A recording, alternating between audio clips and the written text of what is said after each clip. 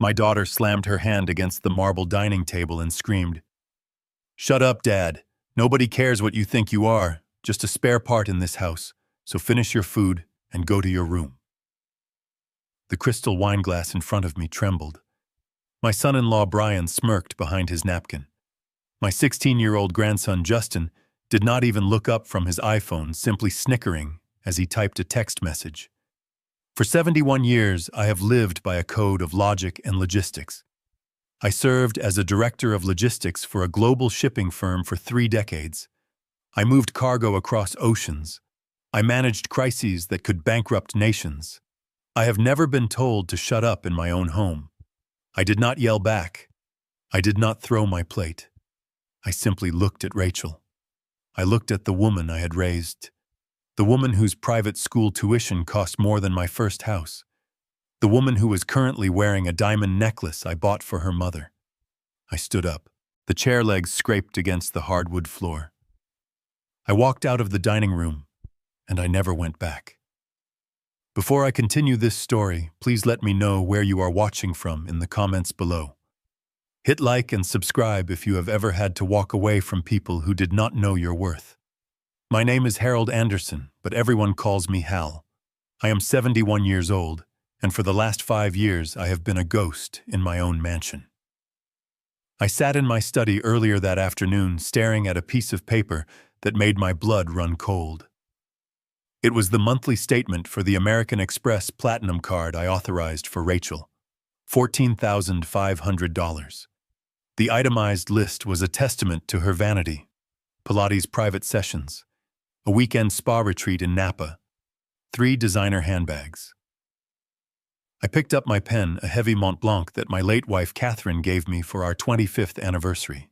I signed a check for $4,000 to a catering company called Elite Bites. This was for tonight's dinner. Rachel wanted to impress her friends from the country club. She told me I was paying for it because it was my contribution to the household expenses. I placed the check in an envelope. I looked around the room. This study was the last sanctuary I had left. This house in Greenwich, Connecticut is worth $2 million. I bought it cash 10 years ago so Catherine and I could retire in comfort. It has 6 bedrooms, a pool, and a 3-car garage. But I do not sleep in the master bedroom anymore. 3 years ago, Rachel told me that she and Brian needed more space. They said my snoring was keeping them awake even though their room was down the hall. They moved my things into the guest room on the first floor next to the kitchen. It is a small room with a single window that looks out at the driveway. They took the master suite with the balcony and the jacuzzi. They took the space where Catherine took her last breath. I allowed it. I told myself it was to keep the peace. I told myself that family helps family. I was a fool. I looked at the calendar on my desk. Today was Friday. The dinner was scheduled for 7. Brian would be there. Brian is 40 years old and calls himself a serial entrepreneur. In the 10 years he has been married to my daughter, he has started 6 companies. None of them have made a single dollar of profit. I have funded every single one. He calls them seed investments. I call them charity. Last month he asked for $50,000 for a cryptocurrency trading bot. I refused. He has not spoken to me since. He walks past me in the hallway as if I am a piece of furniture. I checked the time. It was 6:30. I could hear the caterers setting up in the dining room. I heard Rachel shouting at the staff. She treats service workers like dirt. It makes my stomach turn. I stood up and adjusted my tie. I put on my navy blue blazer. I still dress for dinner. It is a habit I cannot break. Dignity is a discipline. I walked out of my study and into the kitchen. The smell of roasted lamb filled the air. Rachel was there inspecting a tray of appetizers. She wore a silk dress that probably cost $2,000. She looked at me with critical eyes. "Dad, try not to embarrass us tonight," she said. Her voice was sharp. "The neighbors are coming over later for drinks. Just eat your dinner and then go to your room. Don't start telling your boring stories about shipping containers. Nobody finds them interesting." I nodded slowly. I did not trust my voice. I walked into the dining room. The table was set with my grandmother's silverware. Brian was already seated, pouring himself a glass of the Cabernet Sauvignon I had been saving for a special occasion. He did not ask if I wanted any. He filled his glass to the brim. Justin was slumped in his chair, wearing headphones. "Take those off, Justin," Rachel snapped as she sat down. Justin rolled his eyes and pulled the headphones down around his neck. The music was still playing, tinny and irritating. So Brian said, taking a large gulp of wine, "I have a meeting with a venture capitalist on Monday. This tech incubator idea is going to be huge. We are talking unicorn status in 3 years. Hal, you really should reconsider getting in on the ground floor." I cut my lamb. It was overcooked. I paid $4,000 for overcooked lamb. "I think I will keep my money in bonds, Brian," I said calmly. "My risk tolerance is low these days." Brian scoffed. "That is the problem with your generation. No vision. You just want to hoard wealth. You do not understand how the modern economy works." I chewed slowly. "I understand that you cannot spend money you do not have, Brian. I understand that revenue must exceed expenses. That is a timeless principle." Rachel sighed loudly. "Stop it, Dad. Don't start lecturing him. Brian is a visionary. You spent your life moving boxes. It is not the same thing." The disrespect was palpable. It hung in the air like smoke. But I kept eating. I had endured this for years. I told myself it was for Justin. I wanted to be a grandfather. I wanted to be a male role model for the boy. But Justin was becoming a clone of his father. Maria, the housekeeper, came in to refill the water glasses. Maria has worked for me for 15 years. She nursed Catherine when she was sick. She is a good woman. As she poured water into Justin's glass, her hand shook slightly, and a few drops spilled onto the tablecloth. "Watch it, you idiot," Justin snapped. "Are you blind? Look what you did." He shoved his glass away, and water sloshed onto Maria's apron. She flinched and began to apologize profusely. "I'm so sorry, sir. I will clean it up." "Leave it," Justin said. "Just get out of my face. You are incompetent." Something inside me snapped. It was a small sound, like a dry twig breaking in a winter forest. It was the sound of my patience finally dying. I placed my fork down. "Apologize to her, Justin," I said. My voice was low, but it carried across the room. Justin looked at me with a sneer. "What? You heard me. You were rude. Maria is a human being. You will apologize to her right now." Justin laughed. A short, cruel sound. "She is the help, Grandpa. That is what she is paid for. To get yelled at when she messes up." He looked at his mother for support. Rachel was sipping her wine, looking bored. "Dad, leave him alone," Rachel said. "He is a teenager, and Maria is clumsy. She ruined the tablecloth." I looked at my daughter. I looked at the woman I held in my arms when she was born. The woman I comforted when she scraped her knee. The woman whose tuition debts I paid off so she could start her life debt-free. "Rachel," I said, "you are raising a brat. If you do not correct him now, he will become a useless man, just like his father." The room went silent. Brian turned purple. He slammed his wineglass down. "Hey, watch your mouth, old man. You are living in our house. You should show some respect." Our house. The words echoed in my ears. "This house is in my name, Brian," I said. "I bought it. I pay the taxes. I pay the electricity that powers your video games. I pay for the food in your stomach. You are a guest here. A permanent, ungrateful guest." That was when it happened. Rachel stood up. Her face was twisted with rage. "Shut up, Dad," she screamed. "Just shut up. I am so sick of your arrogance. Nobody cares what you think. You are just a spare part in this house. We only keep you around because we feel sorry for you. You are a lonely, bitter old man. So finish your food and go to your room. And stay there. I looked at her. I looked at Brian, who was smirking. I looked at Justin, who was typing on his phone again, probably telling his friends how his grandpa was causing a scene.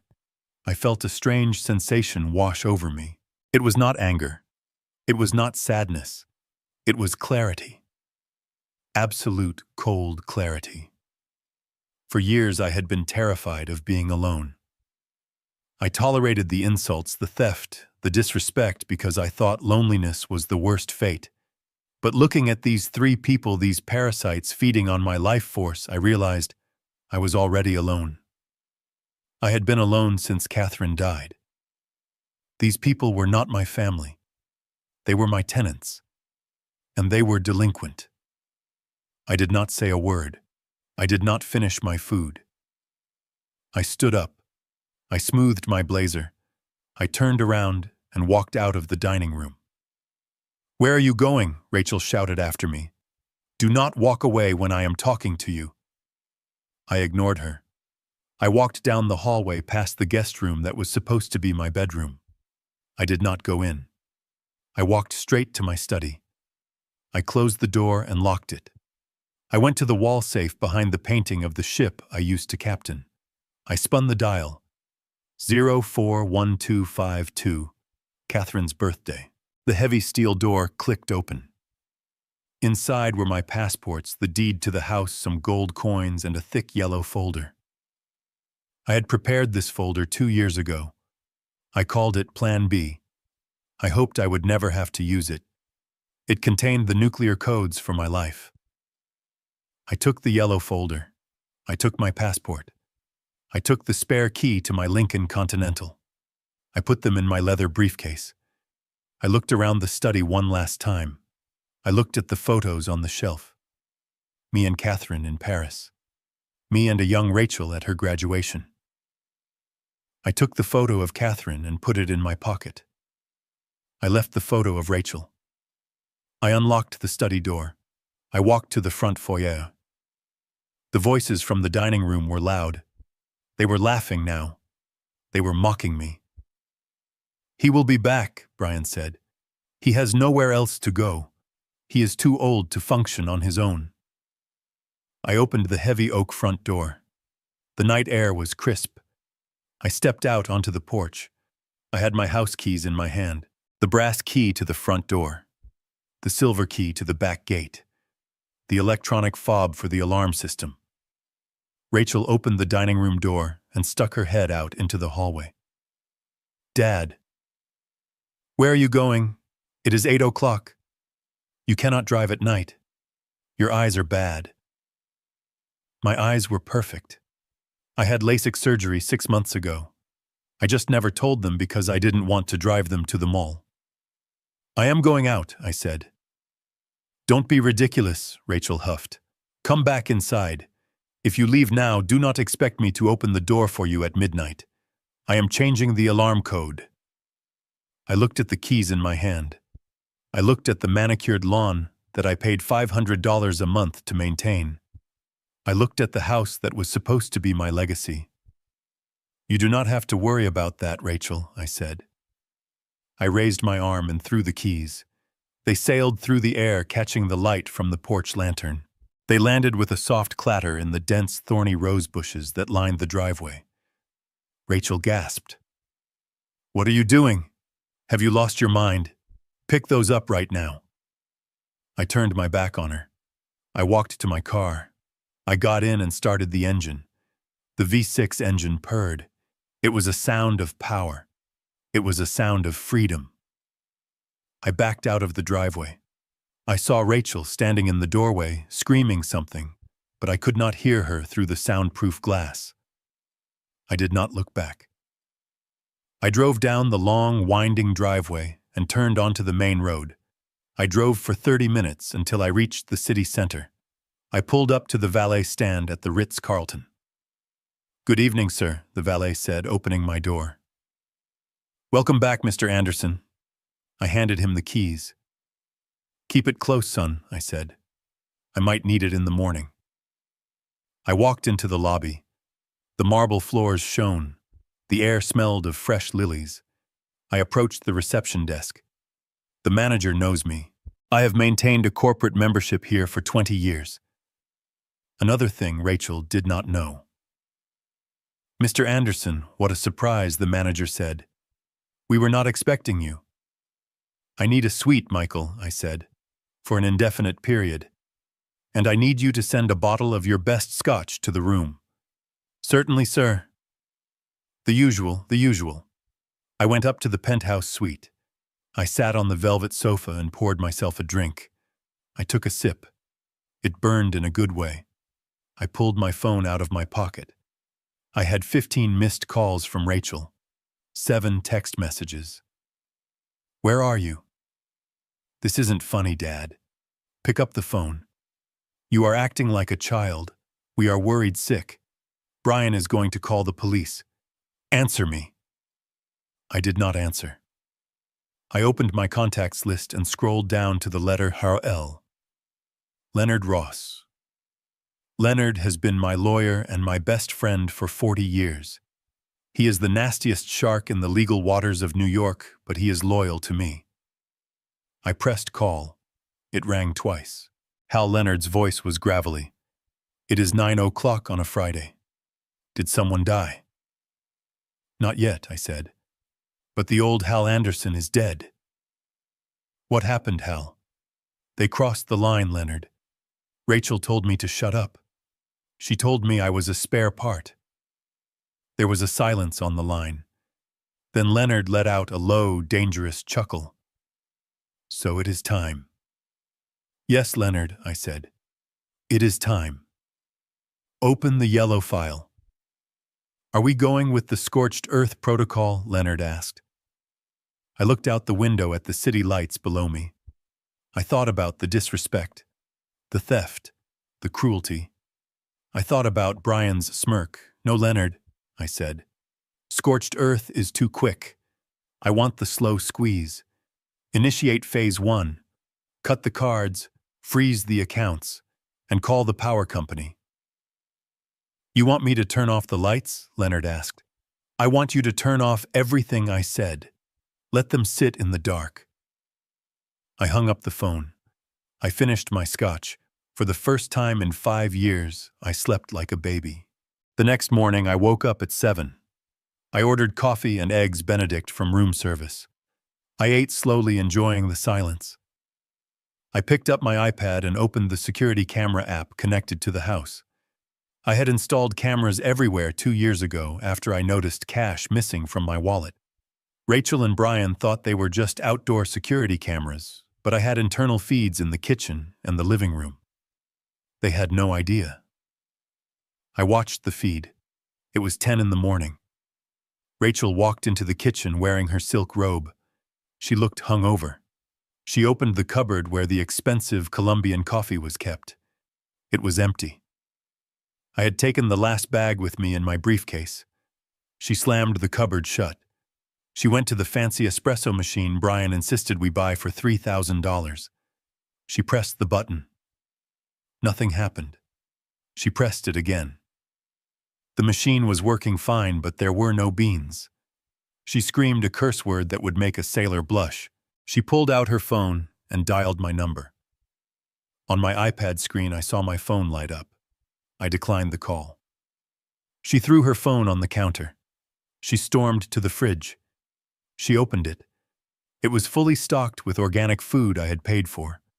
She took out a carton of orange juice and drank directly from the carton. Then the doorbell rang. I switched the camera view to the front porch. It was Mr. Henderson, the landscaper. He was a big man with a thick mustache. He looked impatient. Rachel opened the door. What do you want? She snapped. I want my money, Mrs. Anderson, Mr. Henderson said. $400 for this week's work.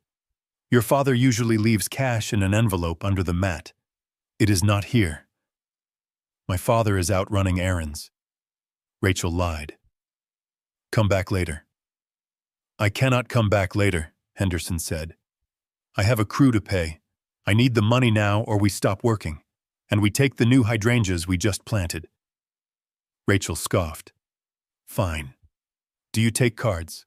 I have a square reader on my phone, Henderson said. Rachel marched back into the house and grabbed her purse. She pulled out the black Amex card. My card. The one she was an authorized user on. She marched back to the porch and handed it to Henderson. He swiped it. He frowned. He swiped it again. It is declined, ma'am. That is impossible, Rachel said. That card has no limit. Try it again. He tried it again. Declined. Do you have another card? Henderson asked. Rachel pulled out a Visa. Declined. She pulled out a MasterCard. Declined. I sat in my hotel suite sipping my coffee. Leonard works fast. He had canceled every supplementary card at 9 a.m. sharp. This machine must be broken, Rachel yelled. The machine is fine, Lady Henderson said. Look, I am taking the hydrangeas, and do not call us again until you have cash. He walked away. Rachel stood on the porch in her robe watching him dig up the expensive flowers she had demanded I buy last week. She looked furious. She looked scared. I zoomed in on her face. This was just the beginning. The gardening bill was $400. The mortgage payment was due on Monday. The electricity bill was due on Tuesday. And Brian's car lease payment was due on Wednesday. I watched as Brian walked out onto the porch, rubbing his eyes. What is going on, babe? He asked. The cards are not working, Rachel screamed, and Dad is not answering. Brian laughed. He probably forgot to pay the bill. The old man is losing it. Do not worry, I will go to the bank and sort it out. I need to transfer some funds anyway for my meeting. I watched Brian walk to the driveway. He approached his Mercedes S-Class, a car I leased in my name because his credit score is lower than the temperature in Antarctica. He pressed the unlock button on his key fob. Nothing happened. He pressed it again. Nothing. He pulled on the handle. Locked. I smiled. The leasing company has a wonderful feature called remote immobilization. If the owner reports the vehicle as possibly compromised, they lock the engine and the doors remotely. I had reported it compromised at 8 a.m. Brian kicked the tire. He looked like a child who had dropped his ice cream. This was going to be a very interesting weekend. I poured myself another cup of coffee and settled in to watch the show. But I knew this was just the soft opening. The real main event was coming. I had a meeting with a real estate investor named Mr. Henderson on Monday. Not the gardener. A different Mr. Henderson. A man who specializes in a very specific type of property transaction called a life estate deed. Rachel thought she was inheriting a mansion. She was about to find out she was inheriting a nightmare. The phone rang. It was Leonard. Phase 1 is complete, Hal, Leonard said. The banks are locked, the credit lines are frozen, and I just sent a courier to the house with a notice. What notice? I asked. A notice of breach of contract, Leonard said, regarding the authorized user agreement. It states that any attempt to access the accounts is now considered fraud. Perfect, I said. Hal Leonard paused. Are you sure you want to go through with the power cut? It is going to be 90 degrees this weekend. I looked at the screen. I saw Justin walking out of his room screaming that the Wi-Fi was down. I am sure, Leonard, I said. They like the heat. Let them sweat. I hung up. I watched my family implode in high definition. I felt no guilt. I felt no remorse. I felt only the cold, hard satisfaction of a balance sheet finally being corrected. They wanted me to be silent. They wanted me to be invisible. Well, now I was invisible, and my silence was about to become the loudest thing they had ever heard. The heavy door of the presidential suite clicked shut behind me, sealing out the world with a reassuring, expensive thud. I stood in the foyer for a moment, just breathing.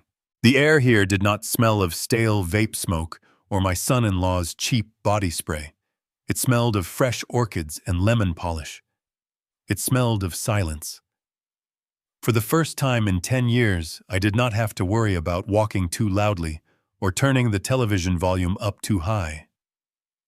I was 71 years old, and I had just run away from home like a teenager, but instead of a backpack, I had a platinum credit card and a plan that would bring my ungrateful family to their knees. I walked into the bedroom. The sheets were Egyptian cotton, with a thread count higher than Brian's IQ. I sat on the edge of the bed and looked at the digital clock. It was 2:14 in the morning. At home, if I went to the kitchen at this hour, Rachel would storm out of her room screaming about how I was disrupting her sleep cycle. She would lecture me about the electricity cost of opening the refrigerator door. She would treat me like a senile old man wandering the halls.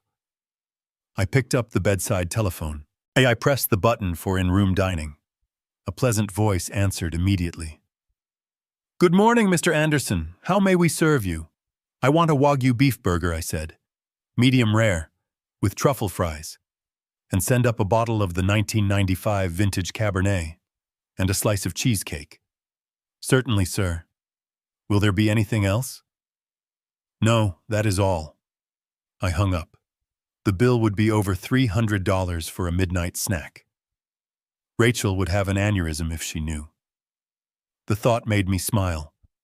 For a decade, I had scrutinized every penny I spent on myself wearing shirts until the collars frayed and driving my car until the engine rattled, all to save money for my grandson's college fund and my daughter's lifestyle. I had denied myself everything so they could have everything, and they told me to shut up. They told me I was a spare part. Half an hour later, I sat by the floor-to-ceiling window eating the best burger I had ever tasted. I washed it down with wine that cost more than Brian's weekly contribution to society. I looked at the lights of the city below. Somewhere out there in the dark, my daughter was sleeping in a master bedroom she did not pay for, dreaming of a gala she could not afford. She thought she was the queen of the manor. She did not know the castle was built on sand, and I had just kicked away the foundation. I wiped my mouth with a linen napkin and picked up my cell phone. I dialed Leonard. I knew he would be awake. Leonard Ross sleeps 3 hours a night and spends the rest of the time figuring out how to legally destroy people who annoy him. He answered on the first ring. "Status report, Hal." "I am at the Ritz," I said. "I just ordered room service." "It tasted like victory," good Leonard said. "Now about the assets. I have the paperwork ready for the freeze. Do you want to give them a warning shot, or do you want to drop the guillotine?" "Drop it," I said. "I want full Phase 1 implementation." "Understood," Leonard said. "I am logging into the joint accounts right now. I am transferring the liquid cash into a holding trust in your name only. By the time they wake up, the checking account balance will be 0.00. "Do it," I said. "And the credit cards?" Leonard asked. "You have 4 authorized user cards linked to your primary Amex Centurion account. Rachel, Brian, and Justin." "Cancel them," I said. "Do not just suspend them, Leonard. Report them as compromised. Flag them for fraud. I want the terminals to scream declined when they try to buy a stick of gum." "Done," Leonard said. "I can hear the keystrokes. What about the utilities?" "Kill them," I said.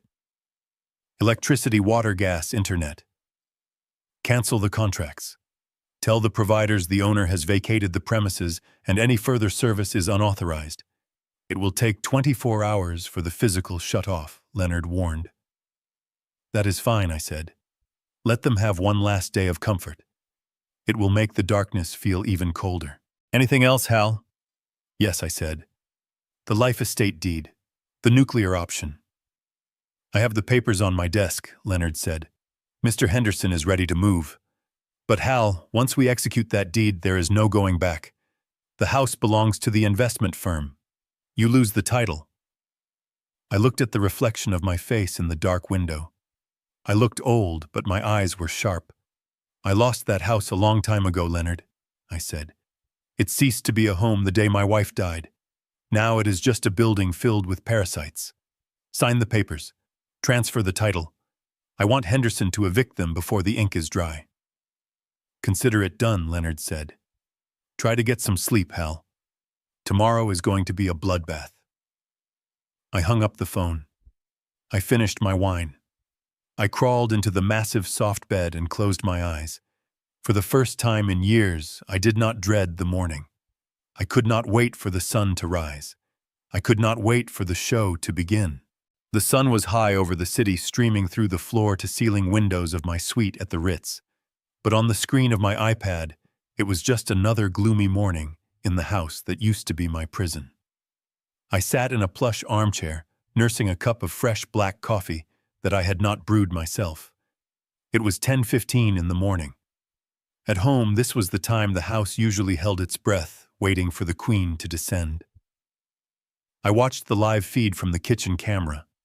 The room was pristine because I had cleaned it before I left. The granite countertops gleamed under the recessed lighting.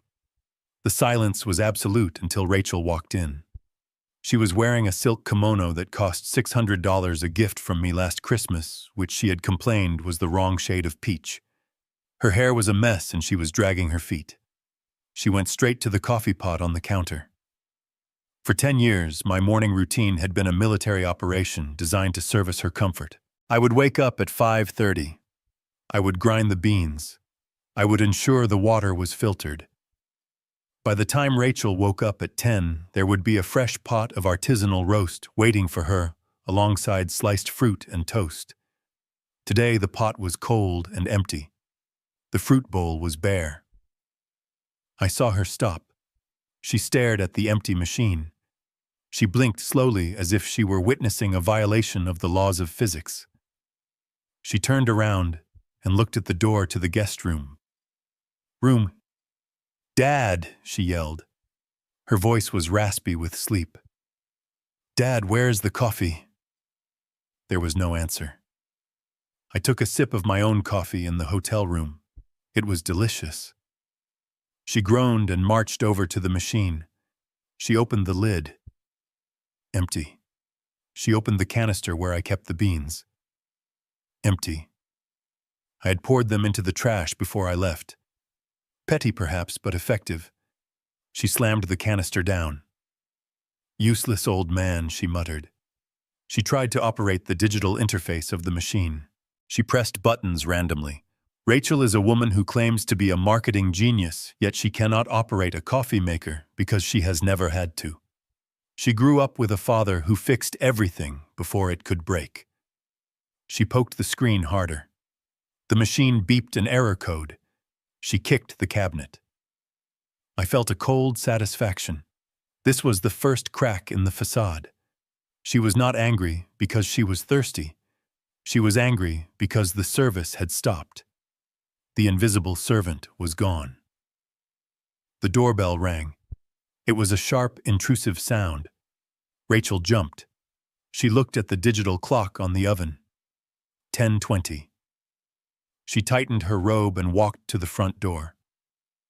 I switched the camera feed to the porch camera. Standing there was Mr. Kowalski. He has been taking care of the grounds for 5 years. He is a hard-working man who runs a cash-only business. Every Saturday morning at 10:30 sharp, I would hand him an envelope with $400. Rachel knew this. Or rather, she knew the lawn magically stayed manicured, but she never concerned herself with the mechanics of the transaction. She opened the door. She did not smile. "What is it?" she asked. Mr. Kowalski took off his cap. He looked uncomfortable. "Good morning, Mrs. Anderson. I am just waiting for your father. He usually has the envelope ready." "My father is not here right now," Rachel said dismissively. "You can come back next week." Kowalski shifted his weight. "With all due respect, ma'am, I cannot do that. We just finished the aeration and overseeding. That is a big job. Materials cost money. I need to pay my crew today." Rachel rolled her eyes. "Fine. How much is it?" $400. Rachel huffed and turned back into the house. She walked to the kitchen island where her purse was sitting. I watched her rummage through it. She pulled out her wallet. She opened it. It was empty of cash. Rachel never carries cash. Why would she when she has a father who acts as a walking ATM? She pulled out the black card, the heavy titanium American Express Centurion card. It shines under the kitchen lights. It is a symbol of ultimate buying power. It is the card she uses to buy her shoes, her spa days, and her validation. It is the card linked directly to my primary account. The card I had Leonard report as stolen at 9 o'clock this morning. She walked back to the front door. I do not have cash, she said, handing the card to Kowalski. Do you have a reader? Kowalski nodded. He pulled a small white square reader from his pocket and plugged it into his phone. He swiped the black metal card. I leaned forward in my hotel chair. This was the moment where the rubber meets the road. Kowalski looked at his phone. He frowned. He swiped the card again. It is not going through, ma'am, he said. Rachel laughed a short, incredulous sound. Do not be ridiculous. That card has no limit. It is an Amex Centurion. Try it again. Your internet is probably bad. He tried it again. He showed her the screen. Declined code 05. Pickup card. Rachel snatched the card back. She looked at it as if it had betrayed her. There must be a mistake, she said. Her voice was rising an octave. My father probably forgot to pay the bill. He is getting senile. Here, try this one. She handed him a Visa. This was a supplementary card on my Chase Sapphire account. Kowalski swiped it. Declined. Rachel's face began to flush, a deep red stain creeping up her neck. This was not just inconvenience. This was humiliation. This was a wealthy woman in her silk robe being told she was broke by the gardener in front of her neighbors. I cannot believe this, she shrieked. Just wait here. She ran back into the kitchen. She grabbed her phone. She dialed my number. On my iPad screen, I saw the incoming call notification. I let it ring. I watched her on the camera pacing the kitchen floor, biting her thumbnail. She looked small.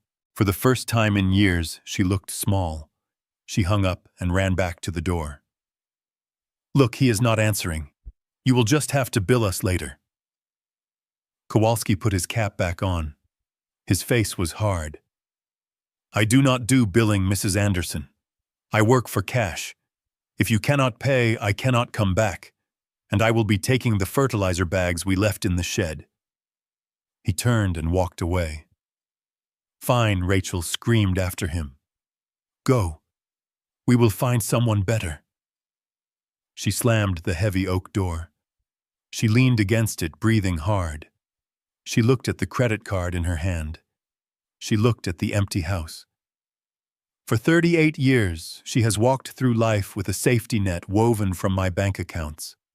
She has never known the terror of a declined transaction. She has never known the shame of not being able to pay a man for his honest work. She walked back to the kitchen. She opened the fridge and stared blankly at the shelves. She was looking for comfort, but there was none. She was looking for answers, but the house was silent. She slammed the fridge door. Dad, she screamed into the empty room. Dad, pick up the damn phone. I took another sip of my coffee. It was getting cold, but it still tasted sweet. I did not pick up the phone. I simply watched. This was the first lesson. The world does not care who your father is if the card does not swipe. She was about to learn that her status, her pride, and her lifestyle were all leased. And the lease had just expired. My iPhone sat on the polished mahogany desk of the hotel suite, vibrating with the relentless persistence of a trapped insect. I did not turn it off. I did not put it in a drawer. I left it right there next to my glass of iced water and my new leather-bound notebook. I wanted to see the desperation. I wanted to measure the panic. In logistics, we call this monitoring the supply chain disruption. When the flow of goods stops, the stakeholders scream. And my family was screaming. The screen lit up again. Rachel. This was her 12th attempt in the last hour. I watched the name flash white against the black background. A photo appeared next to her name. It was a picture from her wedding day 15 years ago. She looked happy then. I paid $80,000 for that wedding. I paid for the dress, the flowers, the open bar that Brian drank dry. I remember she hugged me that day and said I was the best father in the world. Now the phone just buzzed and buzzed until the screen went dark again. I took a sip of water and tapped the voicemail icon. The red number indicated 9 new messages. I put the phone on speaker. I leaned back in my chair, crossing my legs. It was time for the performance review. Message 1. 10:45 a.m. Rachel. Her voice was high-pitched, tight with indignation. Dad, this is ridiculous. The gardener just left and took the hydrangeas. Do you hear me? He dug them up. You need to call him and fix this. And transfer money to the joint account immediately. I am at the grocery store, and I do not have cash. This isn't funny. Pick up the phone. Delete. I tapped the trash icon. No concern. Just demands. She was still operating under the assumption that this was a clerical error. Message 2, 11:15 a.m. Brian. His voice was breathless. I could hear wind in the background. He was probably walking home from his locked car. Hey, Hal. It's Brian. Listen, buddy, there seems to be a glitch with the Mercedes. The leasing company says it is reported stolen. I know you probably hit the wrong button on your computer or something. Just give them a call, okay? I have a big meeting with investors in an hour. I cannot be late. Call me back. Delete. He did not have a meeting. Brian never has meetings on Saturdays. He has poker games. He was worried about looking poor in front of his friends. Message 3, 12:30 p.m. Justin. This was rare. My grandson only calls me when he wants the latest gaming console. Grandpa, the internet is down. The internet. Mom says you didn't pay the bill. I am in the middle of a ranked match. Fix it. It sucks here. Delete. Not a hello, not a how are you. Just a demand for bandwidth. I looked at the ceiling. I wondered if I had failed them or if they were just broken people. I decided it did not matter anymore. The result was the same. Message 4, 1:45 p.m. Rachel again. The tone had shifted. The anger was being replaced by a strategic layer of fake concern. This was the dangerous phase. Dad, we are getting worried. You never disappear like this. Brian thinks you might be having an episode. You know, like confusion. We just want to make sure you are safe. Please call us. If you don't, we might have to call the hospitals or the police. We just love you, Dad. Please. I let that one linger for a moment before hitting delete. Love. She used the word like a currency she had counterfeited. She was building a narrative. She was laying the groundwork for the senility argument. If I was missing, I was confused. If I was confused, I needed a guardian. If I had a guardian, she got control of the accounts. It was a transparent, clumsy gambit. Message 5, 2:10 p.m. Brian again. He sounded sweaty. Hal, pick up. Rachel is crying. She is really scared. Look, if this is about the $50,000 I asked for, we can forget it. Okay, just come home. We can talk about the rent or whatever. Just stop this. I laughed. A dry sound in the empty room. He thought this was a negotiation. He thought he could barter with me. He did not understand that the store was closed. The inventory was gone. I watched the screen light up again. Rachel. I let it ring. I imagined her in that big kitchen, the one with the granite island. I paid for holding her phone with a white-knuckled grip. She was realizing that the silence on my end was not an error. It was a wall.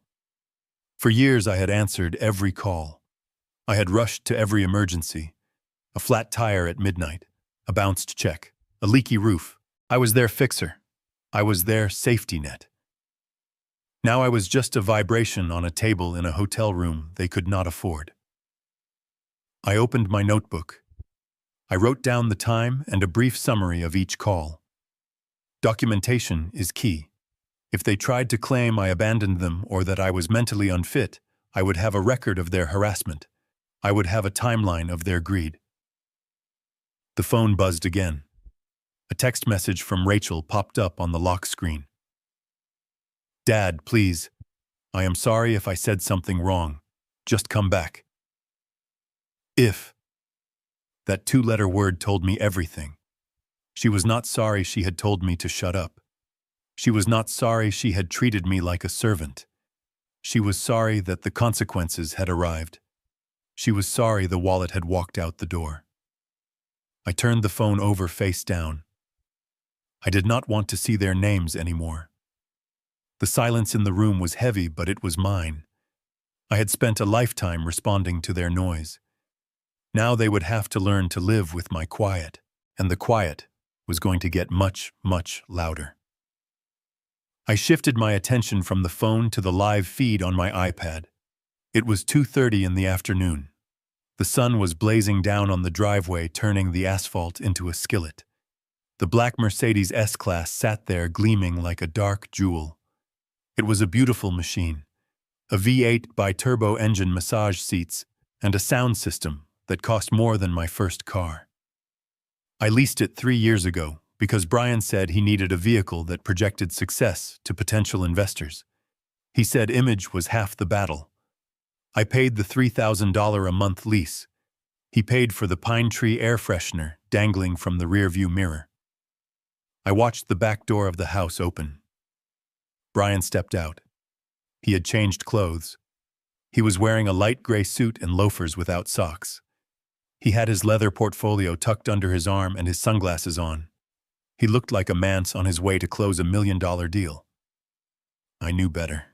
He was on his way to a poker game at the country club, where he would bet money he did not have and drink scotch he could not afford.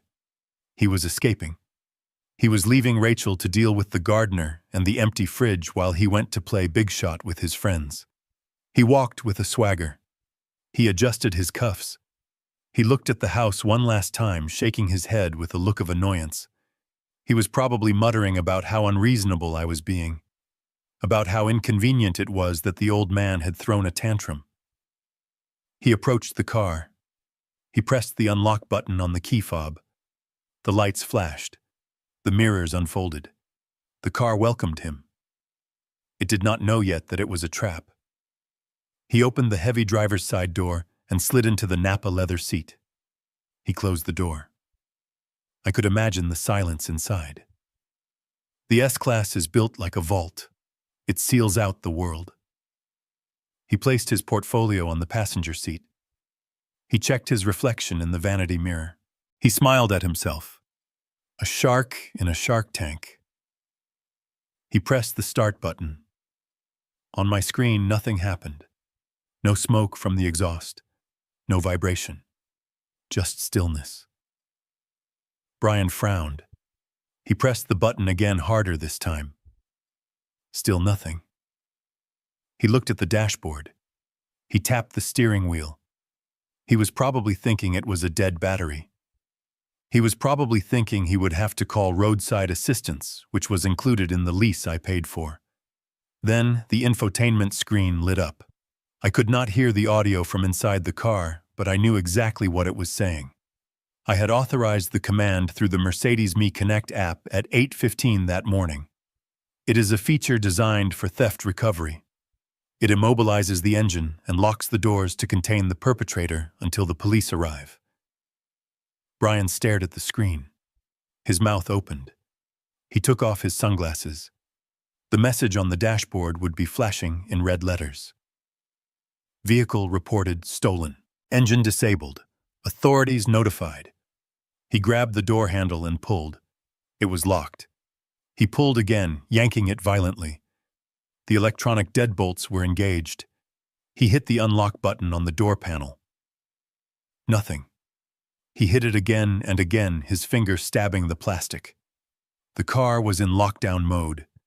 It had become a prison cell lined with leather and walnut wood. He started to panic. I could see it in his body language.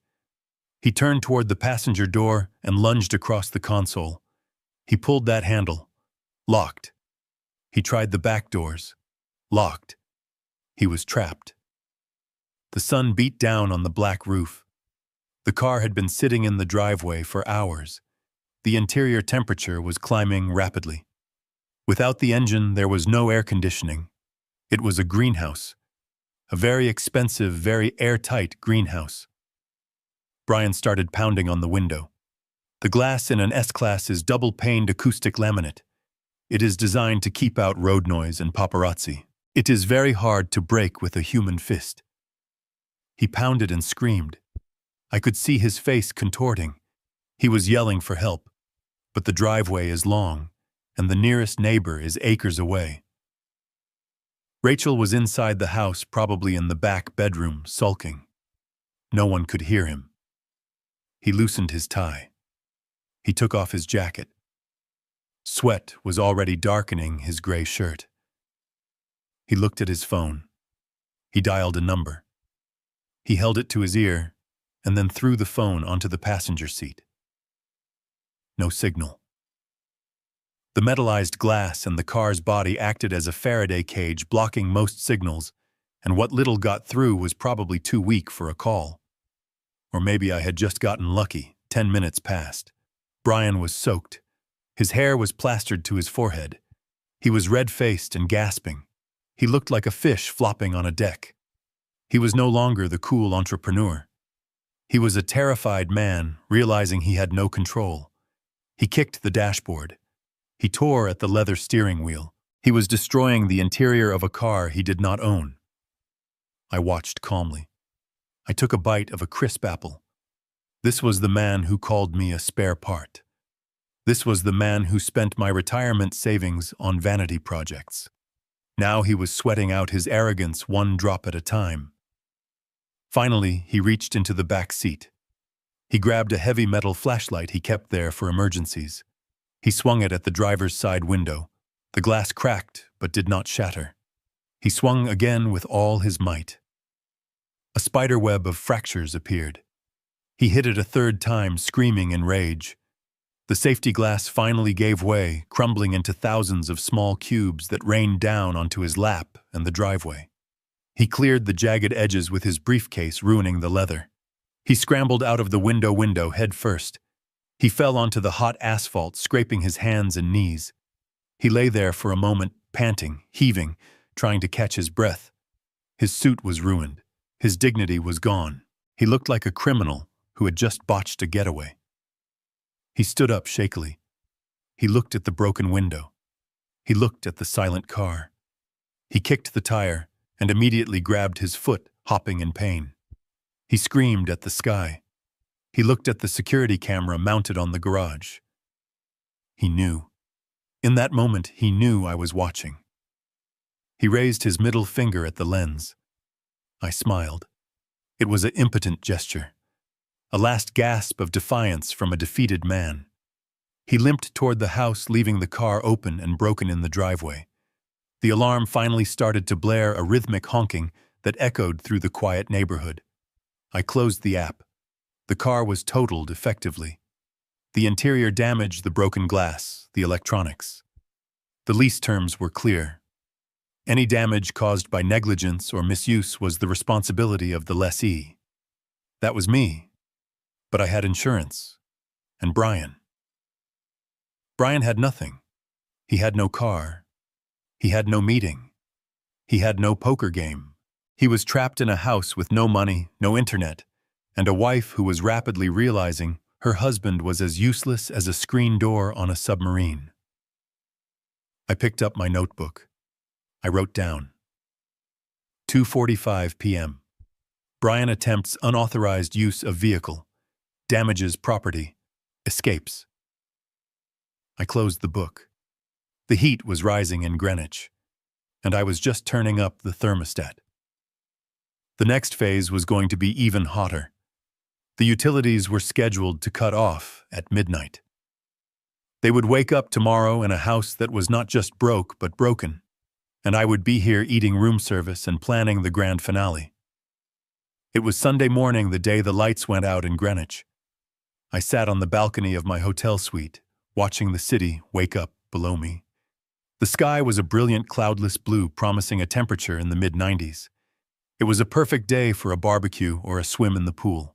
But at my house there would be no swimming, because the pool pump was about to die, and there would be no barbecue, because the electric starter on the grill was about to become a useless button. I looked at my watch. It was 11:59. I had scheduled the utility disconnects for noon sharp. I wanted them to be awake. I wanted them to be comfortable. I wanted them to be in the middle of their digital addictions when the plug was pulled. In logistics, timing is everything. You do not cut the supply line when the enemy is sleeping. You cut it when they are hungry. I opened the security app on my iPad. I had upgraded the system 6 months ago with battery-powered cellular backup cameras. I told Rachel it was for storm safety. In reality, it was for this exact moment. I needed eyes on the ground even when the grid went down. I switched the view to the living room. Justin was sprawled on the leather sofa. He was wearing a headset, screaming at the television. He was playing some online shooter game. His thumbs were moving at light speed. He was in his element. A digital warrior living in a house he did not pay for, using bandwidth he did not earn. Brian was in the kitchen, staring at the microwave. He was trying to reheat a slice of pizza. He looked disheveled. His gray suit from yesterday was crumpled on a chair. He was wearing gym shorts and a stained t-shirt. Rachel was sitting at the island, scrolling through her phone, probably looking for a lawyer who worked on Sundays, or a landscaper who accepted IOUs. The digital clock on the microwave turned to 12:00. Then it happened. The microwave display went black. The hum of the refrigerator compressor cut out. The ceiling fans spun slower and slower until they stopped. The ambient noise of a modern home, the buzz of electricity, the whir of the air conditioning simply vanished. Silence. For 3 seconds, there was absolute silence. Then a scream tore through the house. It came from the living room. It was a primal sound, like an animal caught in a trap. "No," Justin shrieked. "No, no, no, lag, lag, lag." He threw his controller at the TV. It bounced off the dark screen. "What happened?" he yelled. "Mom, the Wi-Fi. I lost connection. I was on a kill streak. Fix it. Fix it now." Rachel looked up from her phone. The Wi-Fi symbol on her screen had probably disappeared. "The power is out," she said. Her voice was calm at first.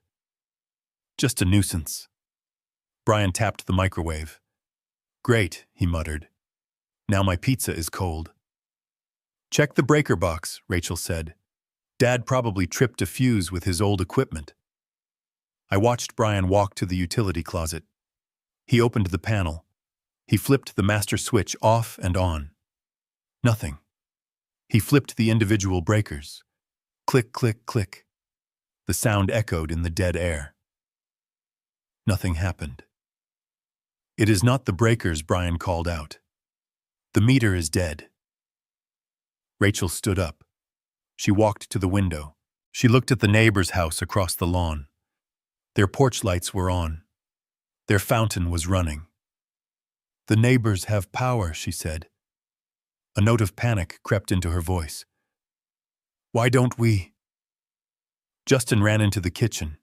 He was red-faced. He was shaking. "I cannot connect to the hotspot either," he screamed. "There is no service." I smiled. I had canceled the family data plan 10 minutes ago.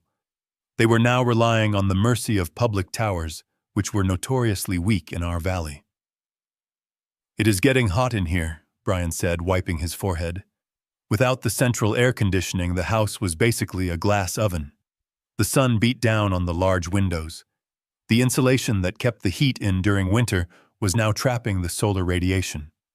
The temperature inside would climb to 90 degrees within hours. Rachel went to the sink to get a glass of water. She turned the handle. A thin trickle came out, then a sputter, then nothing. The house is on a well system. The well pump runs on electricity. No power means no water. No water means no ice, no showers, and most importantly, flushing toilets. Rachel turned the handle back and forth frantically. The water, she whispered. The water is gone too. This is impossible, Brian said. This is a utility failure. I am calling the power company. He pulled out his phone. I watched him dial. I could imagine the automated message he was hearing. We are sorry, the account associated with this number has been closed by the account holder. He lowered the phone slowly. His face was pale. They said the account is closed, Rachel. They said the owner terminated service. Rachel grabbed the counter. She looked at the security camera in the corner of the ceiling. She stared right at me. She knew. He turned it off, she hissed. He turned everything off. Justin kicked the island. I hate him, he screamed. I hate him. I am going to fail my rank. He does not care about your rank, Justin, I said to the empty hotel room. He cares about respect, and you just ran out of credit. I switched the camera view to the pantry. I looked at the shelves lined with gourmet food, truffle oil, imported pasta. Then I looked at the refrigerator.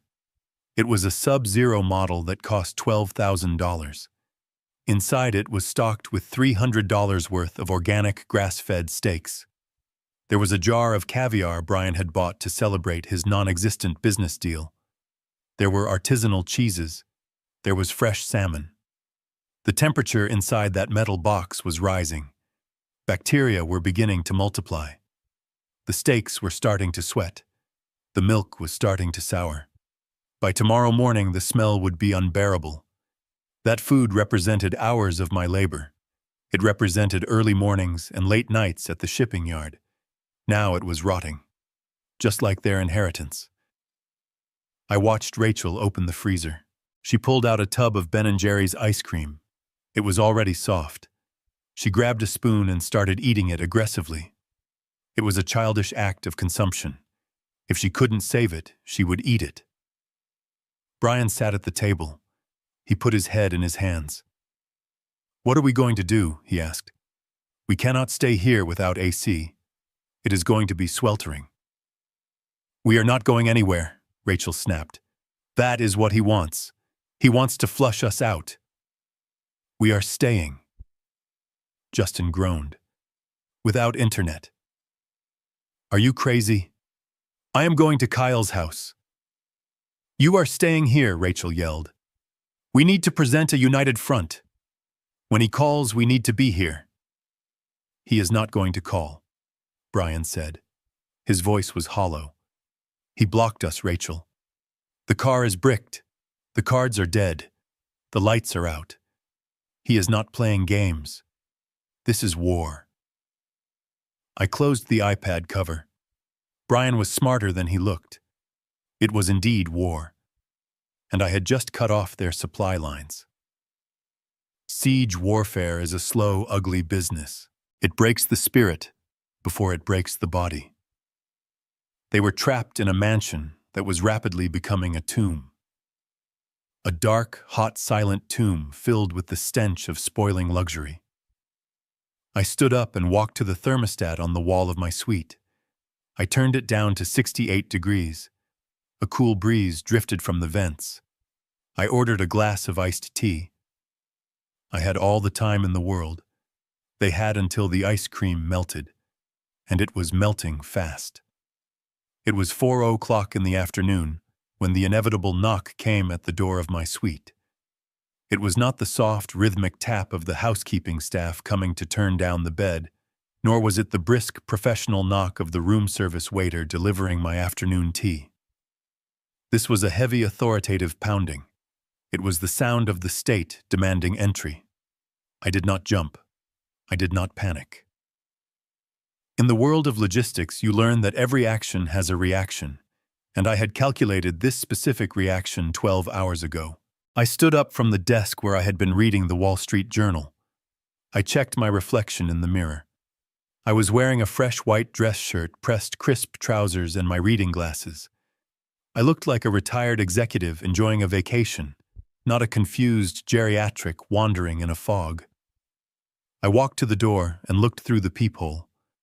2 uniformed officers from the Greenwich Police Department stood in the hallway. One was a young man looking tense and ready for a struggle. The other was a veteran sergeant looking tired. They expected to find a senile old man, perhaps in his pajamas, perhaps shouting at the television. I opened the door. "Good afternoon, officers," I said. My voice was calm, level, and welcoming. "Can I help you, gentlemen?" The sergeant blinked. He looked at the room number on the brass plaque, then back at me. The disconnect between the description he had been given and the reality standing before him was palpable. "Are you Harold Anderson?" the sergeant asked. "I am," I replied. "Please come in. It is cooler inside." They stepped into the suite. Their eyes scanned the room. They saw the organized desk, the made bed, the absence of chaos. They saw a man in control of his environment. Mr. Anderson, the younger officer, began, his hand resting near his belt. "We received a call from your daughter, Rachel Anderson. She is very concerned. She stated that you have been missing for 24 hours, that you suffer from advanced dementia, and that you require medication for a heart condition which you left behind. She believes you are a danger to yourself." I smiled. It was a thin smile. Rachel had played the silver alert card. It was a desperate move. She wanted to weaponize the police to drag me back to the house, to force me back into my role as the ATM. She had lied about the medication. My heart is as strong as an ox. I motioned to the sitting area. "Please sit down," I said. "Would you like a bottle of water? Or perhaps some Earl Grey tea?" It just arrived. The officers exchanged a glance. The tension was leaving their shoulders. A man offering Earl Grey tea usually is not having a psychotic break. "No, thank you, sir," the sergeant said. "We just need to verify your well-being. Your daughter was quite insistent. She said you might be disoriented and aggressive." I walked to my desk. I opened my leather briefcase. I took out a crisp white envelope. I had visited Dr. Arthur Cohen, the top neurologist in Connecticut, at 9 o'clock that morning. I had paid cash for an expedited evaluation. I knew Rachel would try to question my sanity, so I bought the proof of my sanity before she could even dial 911. I handed the document to the sergeant. "Officer, I anticipated this visit," I said. "This is a notarized affidavit of mental competency signed 6 hours ago by Dr. Cohen. It states that I am fully oriented, cogent, and capable of making my own financial and medical decisions. It also states that I have no history of dementia and no required heart medication." The sergeant read the paper. His eyebrows went up. He passed it to his partner. "This is dated today," the sergeant said. "Correct," I said. "You see, officers, my daughter is not worried about my health. She is worried about her lifestyle. Yesterday, I stopped paying her bills. I cut off her credit cards, and I left her house, which I own. She is trying to use you to intimidate me into returning so I can resume paying for her mistakes." The sergeant let out a long breath. He looked at the luxury suite. He looked at me. He realized he had been used as a pawn in a domestic financial dispute. Police officers hate domestic disputes, but they hate being lied to even more. "So you are here of your own free will?" the sergeant asked. "I am," I said. "I am enjoying a vacation from my ungrateful family. And you are safe." "I am safer here than I was in that house," I said. The sergeant nodded. He took out his notepad. "Anderson, I apologize for the intrusion. We have to follow up on these reports, especially involving seniors. But it is clear that the report was inaccurate." "It was a lie, Sergeant," I said. It was a false police report filed to harass a citizen. I believe that is a crime. It is a misdemeanor, the sergeant said, his voice hardening. He pulled out his radio. Dispatch, this is Unit 4. Subject located. Code 4. Subject is safe, competent, and here voluntarily. No medical assistance required. Cancel the alert. Then he pulled out his cell phone. I need to call the reporting party to close the file, the sergeant said. Please put it on speaker, I requested. I think it is important that there is no ambiguity. The sergeant hesitated, then tapped the speaker button. The phone rang once. Officer, did you find him? Rachel's voice screamed through the speaker. She sounded hysterical, breathless. Is he okay? Is he confused? Do not listen to him if he talks about money. He is having delusions. You need to bring him home immediately. I have his room ready. The sergeant held the phone steady. His face was stone. Mrs. Anderson, this is Sergeant Miller. We are with your father now. Oh, thank God, Rachel sobbed. Is he hurt? Did he know who you were? Just put him in the car, please. We are so worried. Ma'am, stop talking, the sergeant barked. His voice was sharp enough to cut glass. We have assessed your father. He is perfectly healthy. He is lucid. He has provided medical documentation proving his competency. He is not missing. He has simply chosen not to speak to you. There was a silence on the line. A long, heavy silence. What Rachel whispered. That is impossible. He is sick. He doesn't know what he is doing. He needs me. Mrs. Anderson, the sergeant, continued ignoring her protest. Filing a false missing persons report and making false claims about a medical condition to law enforcement is a violation of the law. You wasted police resources today. We have officers searching the parks when they could have been responding to real emergencies. But he is my father, Rachel shrieked. He walked out. He turned off the power. He is trying to hurt us. It sounds like a civil matter, ma'am, the sergeant said. Do not call 911 again unless there is a life-threatening emergency. If you continue to use the police to harass Mr. Anderson, we will issue a citation for misuse of emergency services. Do you understand? He is lying to you, Rachel yelled. He is manipulating you. Goodbye, Mrs. Anderson. The sergeant hung up. He looked at me. There was a flicker of respect in his eyes. Maybe even solidarity. He probably had kids of his own. He probably knew what it felt like to be taken for granted. Mr. Anderson, if she shows up here, you can call us for trespassing, he said. The hotel security is good, but we can issue a restraining order if necessary. Thank you, Sergeant, I said. I hope it does not come to that, but my daughter does not handle the word no very well. The officers stood up. They declined the water again, but this time with a smile. Enjoy your vacation, Mr. Anderson, the young officer said. I walked them to the door. I locked it behind them. I leaned against the heavy wood. I felt a weight lift off my chest. Rachel had fired her biggest gun. She had tried to strip me of my agency. She had tried to label me as an invalid, and the bullet had ricocheted right back into her face. I walked back to the desk and picked up my phone. I did not call her. I did not text her. I simply opened my email and forwarded the audio file of the police interaction which I had recorded on my iPad to Leonard. Add this to the file, Leonard, I typed. Exhibit C, malicious prosecution and defamation. I sat down and poured myself a cup of tea. It was still warm. I imagined the scene at the house. Rachel staring at her phone in the sweltering heat, realizing that the police were not coming to rescue her lifestyle. Realizing that she could not force me back. Realizing that the narrative of the senile old father had just collapsed.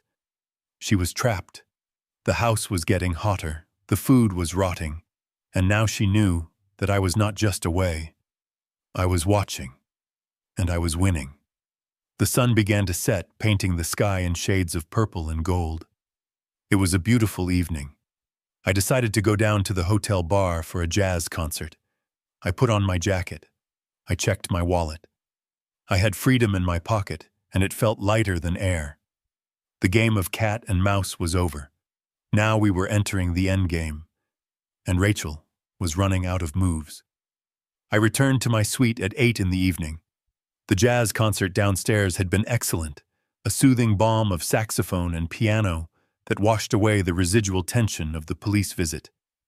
I felt lighter than I had in years. I felt unbreakable.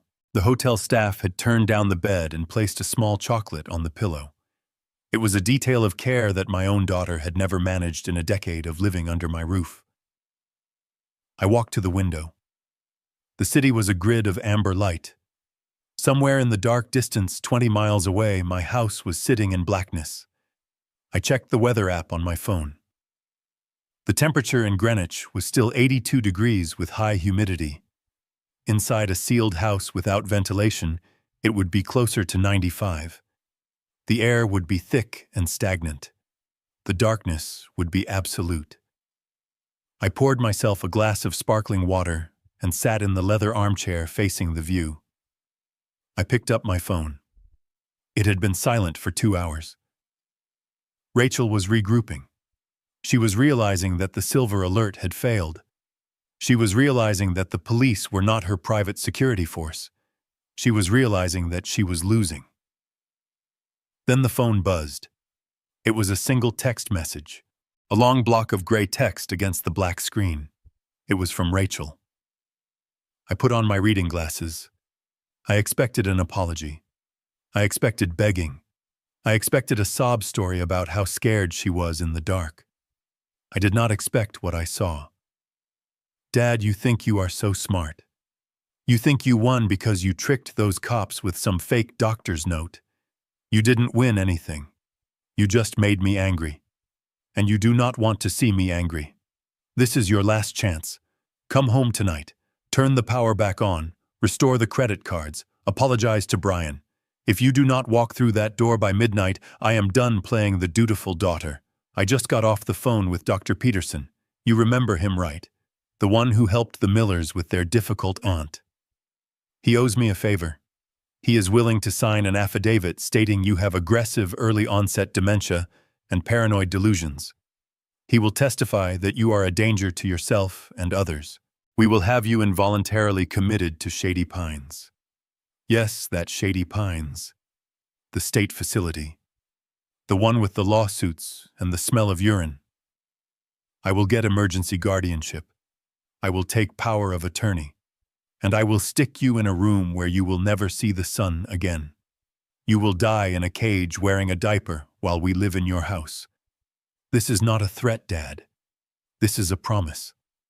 Come home, or lose everything. I read the message twice. I felt a cold sensation in my chest. But it was not fear.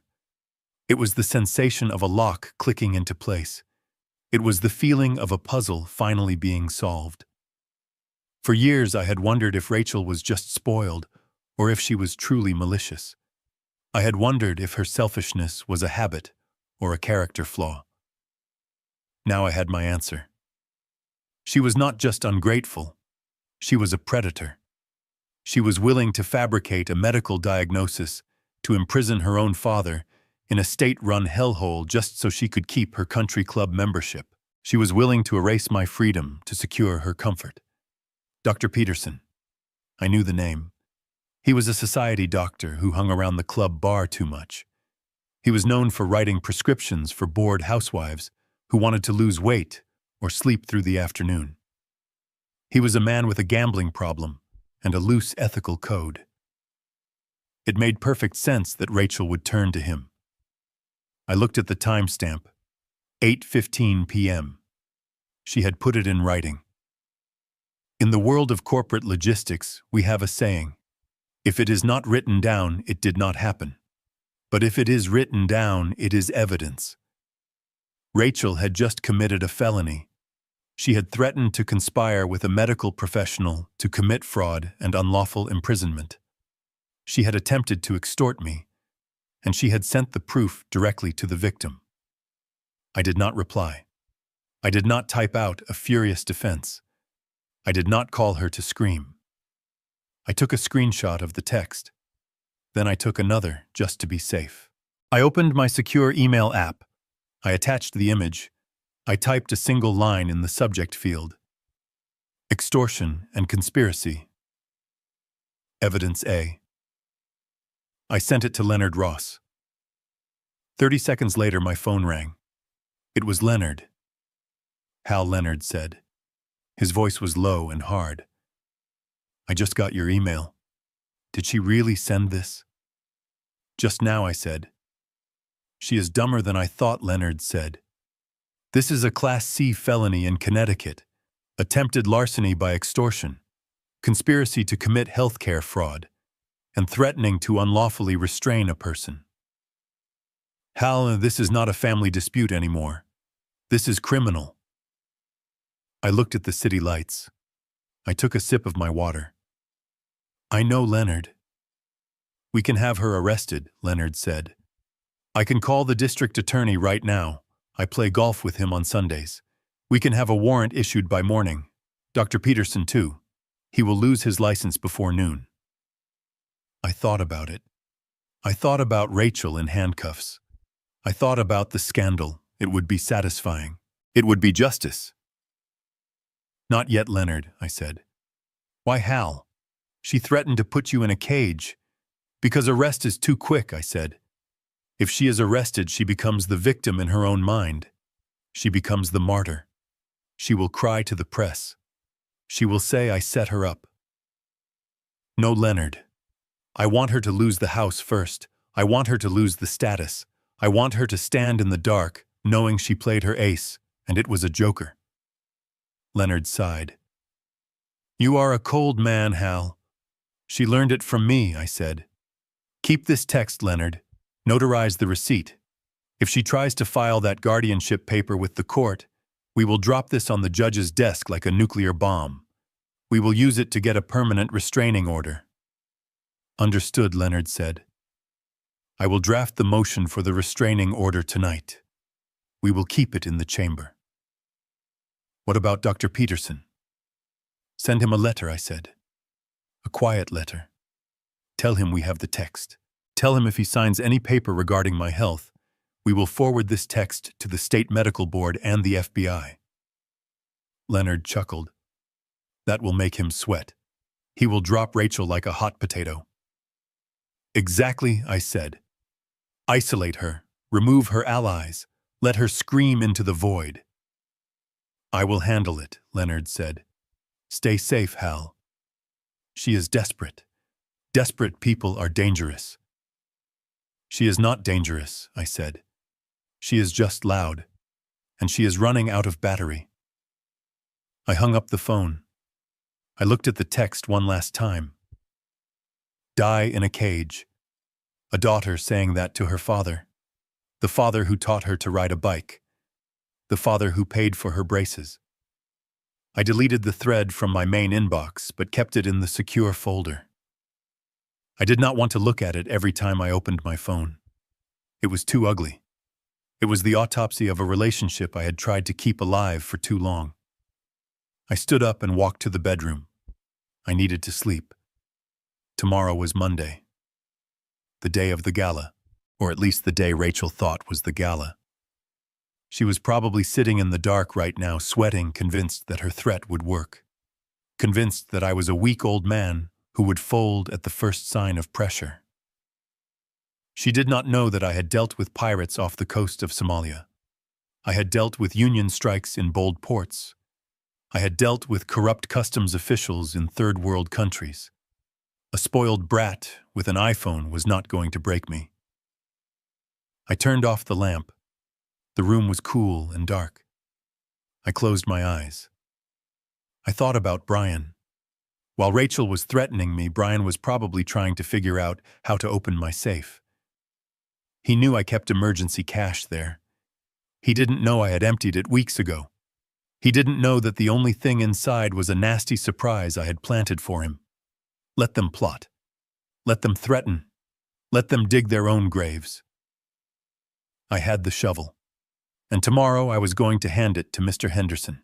The heavy door of this presidential suite clicked shut behind me, sealing out the world with a reassuring, expensive thud. I stood in the foyer for a moment, just breathing. The air here did not smell of stale vape smoke or my son-in-law's cheap body spray. It smelled of fresh orchids and lemon polish. It smelled of silence. For the first time in 10 years, I did not have to worry about walking too loudly or turning the television volume up too high. I was 71 years old, and I had just run away from home like a teenager, but instead of a backpack, I had a platinum credit card and a plan that would bring my ungrateful family to their knees. I walked into the bedroom. The sheets were Egyptian cotton with a thread count higher than Brian's IQ. I sat on the edge of the bed and looked at the digital clock. It was 2:14 in the morning. At home, if I went to the kitchen at this hour, Rachel would storm out of her room screaming about how I was disrupting her sleep cycle. She would lecture me about the electricity cost of opening the refrigerator door. She would treat me like a senile old man wandering the halls. I picked up the bedside telephone. I pressed the button for in-room dining. A pleasant voice answered immediately. "Good morning, Mr. Anderson. How may we serve you?" "I want a Wagyu beef burger," I said. "Medium rare, with truffle fries, and send up a bottle of the 1995 vintage Cabernet, and a slice of cheesecake." "Certainly, sir." "Will there be anything else?" "No, that is all." I hung up. The bill would be over $300 for a midnight snack. Rachel would have an aneurysm if she knew. The thought made me smile. For a decade I had scrutinized every penny I spent on myself wearing shirts, until the collars frayed, and driving my car until the engine rattled all, to save money for my grandson's college fund and my daughter's lifestyle. I had denied myself everything, so they could have everything. And they told me to shut up. They told me I was a spare part. Half an hour later, I sat by the floor-to-ceiling window, eating the best burger I had ever tasted. I washed it down with wine that cost more than Brian's weekly contribution to society. I looked at the lights of the city below. Somewhere out there in the dark, my daughter was sleeping in a master bedroom she did not pay for, dreaming of a gala she could not afford. She thought she was the queen of the manor. She did not know the castle was built on sand, and I had just kicked away the foundation.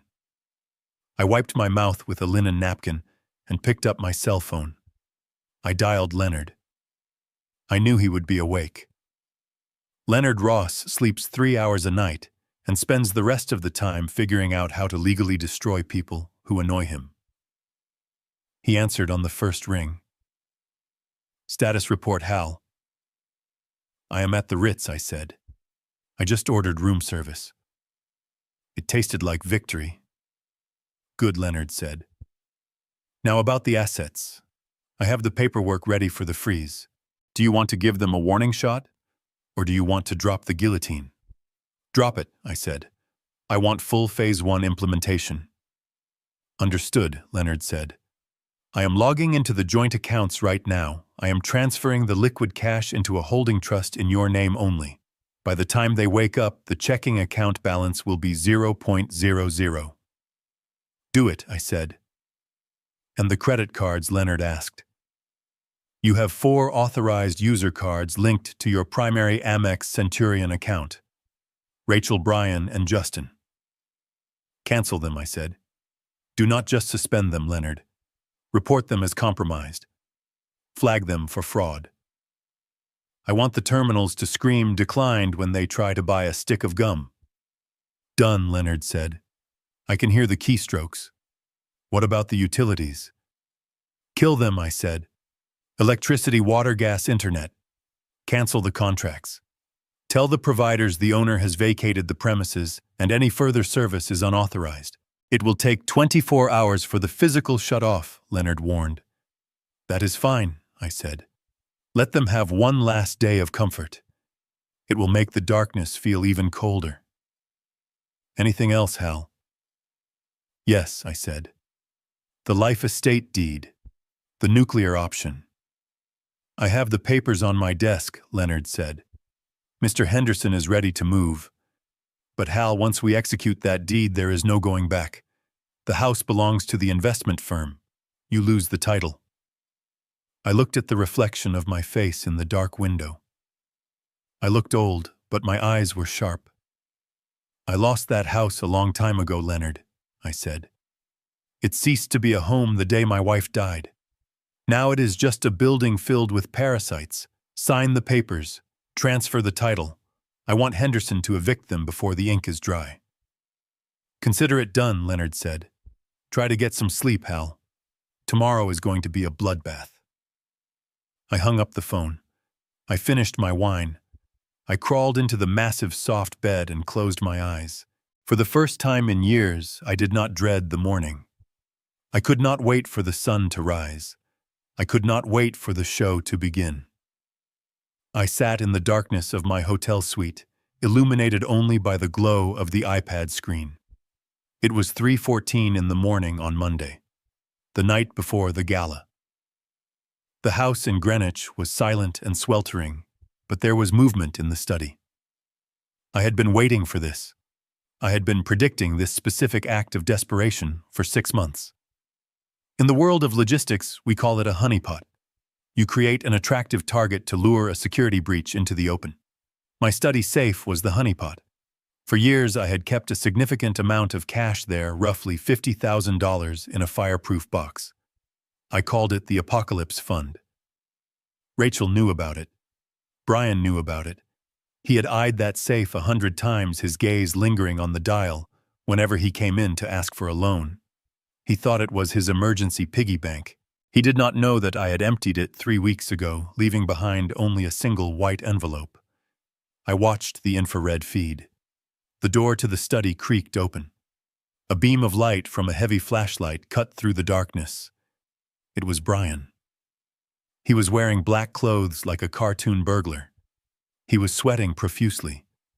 The lack of air conditioning combined with the crushing weight of his own failures had reduced him to a trembling mess. He closed the door behind him and locked it. He did not want Rachel to see this. This was his private crime. He moved to the large oil painting of the clipper ship hanging behind my desk. He took it down with clumsy, shaking hands and set it on the floor. There it was. The wall safe. It was an older model, a heavy steel box installed in the 80s. It looked formidable, but I knew a secret. The locking mechanism was worn. If you applied enough torque to the handle while hitting the side with a rubber mallet, the tumblers would slip. It was a flaw I had never fixed because I lived with family. I thought I was safe. Brian did not have the combination. I had changed it the day I left. He tried a few numbers, likely my birthday or Rachel's birthday. The dial spun uselessly. He cursed softly. He leaned his forehead against the cold steel. He was desperate.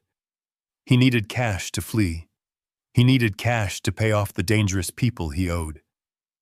He reached into his pocket and pulled out a large flathead screwdriver and a small crowbar he must have taken from the garage. He jammed the screwdriver into the seam of the door. He began to pry. I took a sip of water. I watched him struggle. While he grunted and strained, I thought about the $200,000. That was the number. $200,000 missing from my self-directed IRA account over the last 18 months. I had noticed the discrepancy a year ago. Small wire transfers to a shell company called Future Tech Solutions LLC, 5,000 here, 1,000, 10,000 there. It was sloppy. It was arrogant. I had traced the LLC registration. It was registered to Brian's college roommate. I had the bank records. I had the IP addresses. I had everything. I could have confronted him then. I could have called the police immediately. But I waited. I wanted to see how far he would go. I wanted to see if he would stop. He did not stop. He drained it. He stole my security to fund his fantasies and his mistresses. He stole the money I had set aside for his own son's future. On the screen, Brian was losing control. He was putting his entire body weight onto the crowbar. The drywall around the safe began to crack. He did not care about the damage. He was an animal trying to get to the meat. With a loud metallic pop, the locking bolt sheared. The heavy steel door swung open. Brian dropped the tools. He let out a sob of relief. He reached into the dark cavity of the safe. His hands were shaking so badly, the flashlight beam was dancing on the walls. He expected stacks of $100 bills. He expected salvation. He pulled his hand out. It held a single thin white envelope. He froze. He shined the light inside the safe again. Empty. Nothing but dust. He felt around the back, hoping for a hidden compartment. There was nothing. He looked at the envelope. It had his name written on it in my handwriting. Brian. He tore it open. He pulled out the single sheet of paper. I knew exactly what it said because I had typed it on my vintage typewriter 2 weeks ago. I know about Future Tech Solutions, LLC. I know about the $200,000 you wired from the IRA. I have the bank records. I have the IP logs. I have the affidavit from your roommate. The FBI has been notified of wire fraud and elder financial abuse. They are just waiting for my final call. Put the crowbar down, Brian. It is over. I watched him read it. I saw his eyes scan the lines. I saw the exact moment the words registered in his brain. His knees gave out. He did not sit down, he collapsed. He slid down the wall until he hit the floor. The paper fell from his hand. He looked at the camera. He knew I was watching. He knew the infrared eye in the corner was recording his felony break and recording his face reading the indictment. He started to cry. It was not a dignified cry. It was the weeping of a man who realizes he has walked off a cliff. He curled into a ball on the floor of my study, surrounded by the ruin of his own making. He had thought I was a foolish old man, a resource to be mined. He did not know that I audit everything. He did not know that while he was playing poker, I was tracking every penny. He was not just broke now. He was a felon. And he was trapped in a dark house with the evidence of his guilt staring him in the face. I closed the iPad cover. The satisfaction was cold and heavy like a stone. I did not feel happy. I felt vindicated. There is a difference. Happiness is warm. Vindication is ice. I stood up and walked to the window. The city lights were still bright. Tomorrow was the gala. Rachel was still planning her party. She did not know that her husband was currently fetal on the floor of her father's study, destroying his life. She did not know that the house she was planning to show off was about to be taken away. The pieces were all in place. The trap was sprung. Brian was neutralized. Now it was just Rachel. And Mr. Henderson was coming in the morning. I went to the bedroom to get a few hours of sleep. I needed to be rested. The finale was going to be spectacular. It was 6:00 on Tuesday evening, and the silence of my exclusive neighborhood was being murdered by the industrial roar of a diesel generator. I sat on my hotel balcony watching the live feed on my tablet. The machine sat in the middle of the manicured front lawn, like a rusting beast vibrating and spewing black smoke into the humid air. Rachel had rented it that morning. I saw the delivery truck arrive. She had paid in cash, likely pawning some of the jewelry I had given her mother to cover the rental deposit and the catering. This was the gala. This was the event that was supposed to launch her lifestyle brand, a vague business concept that seemed to involve selling candles and overpriced yoga mats to people with more money than sense. She had invited 50 of the most influential people in Greenwich. She needed investors. She needed validation. But most of all, she needed a cash injection to keep the illusion of her life afloat. The house looked ridiculous. Thick orange extension cords snaked through the front door, and open windows feeding power to a few standing lamps and a portable sound system. The central air conditioning remained dead.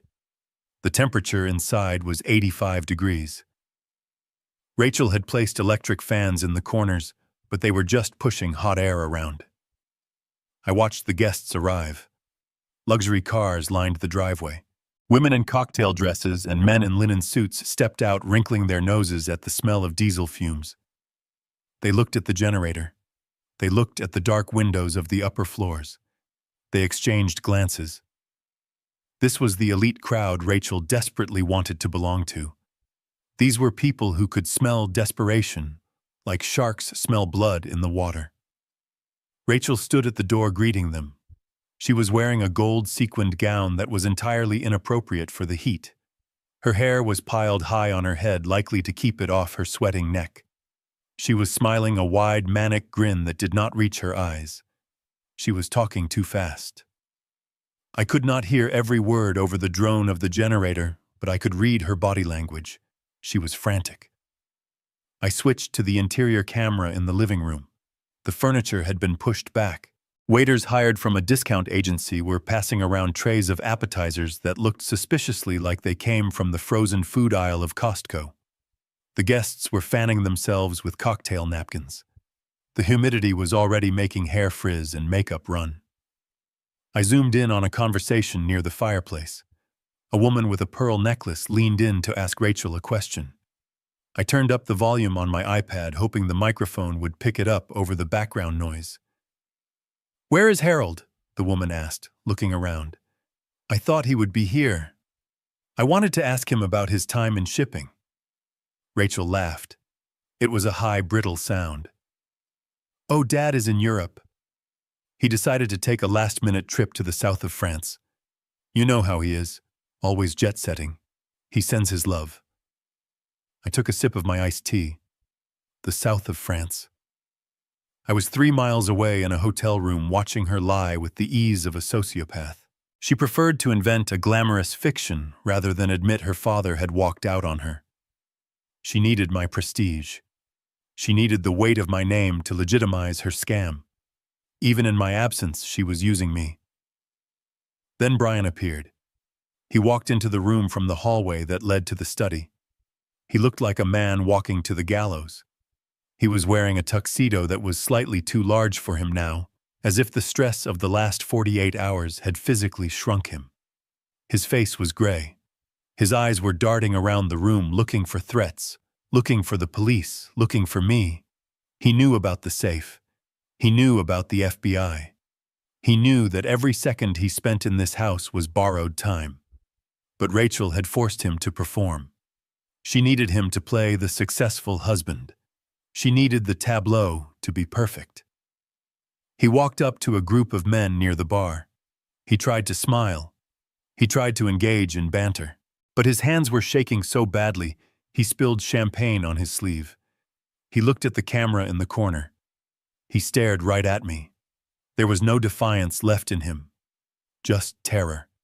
He knew I was the audience. He knew I was the judge. The party was a disaster in slow motion. The generator sputtered and coughed, causing the lights to flicker ominously. The music cut out and then surged back at a deafening volume. The guests were checking their watches. They were finishing their drinks quickly. They wanted to leave. The heat was oppressive. The vibe was toxic. They knew something was wrong. They knew money does not make this much noise. Rachel tapped a glass with a spoon. She stood in the center of the room, sweating in her gold dress. "Everyone, please listen," she shouted over the roar of the engine outside. "We are so glad you are here to celebrate the launch of Lux Life. We are looking for ground floor partners to join us on this journey." She began her pitch. It was a word salad of buzzwords: synergy, holistic, paradigm shift. She was asking for money. She was begging for a lifeline. She looked around the room, searching for a checkbook, searching for a savior. She did not know that her time was already up. I looked away from the screen and out the window. Down on the street far below, I saw the flashing lights. Not one car, not two. A convoy. 4 police cruisers and 2 black SUVs were moving silently through traffic, heading north toward the hills. Heading toward my house. Mr. Henderson was punctual. He was a man of his word. I had signed the papers electronically, an hour ago. The deed was transferred.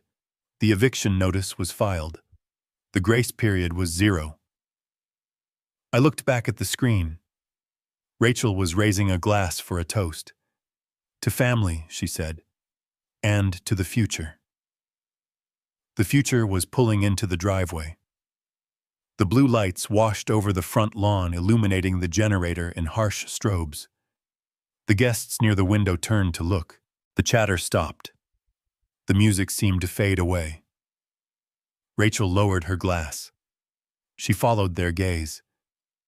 She saw the police. She saw the man in the dark suit getting out of the lead car. She probably thought they were there for the noise complaint.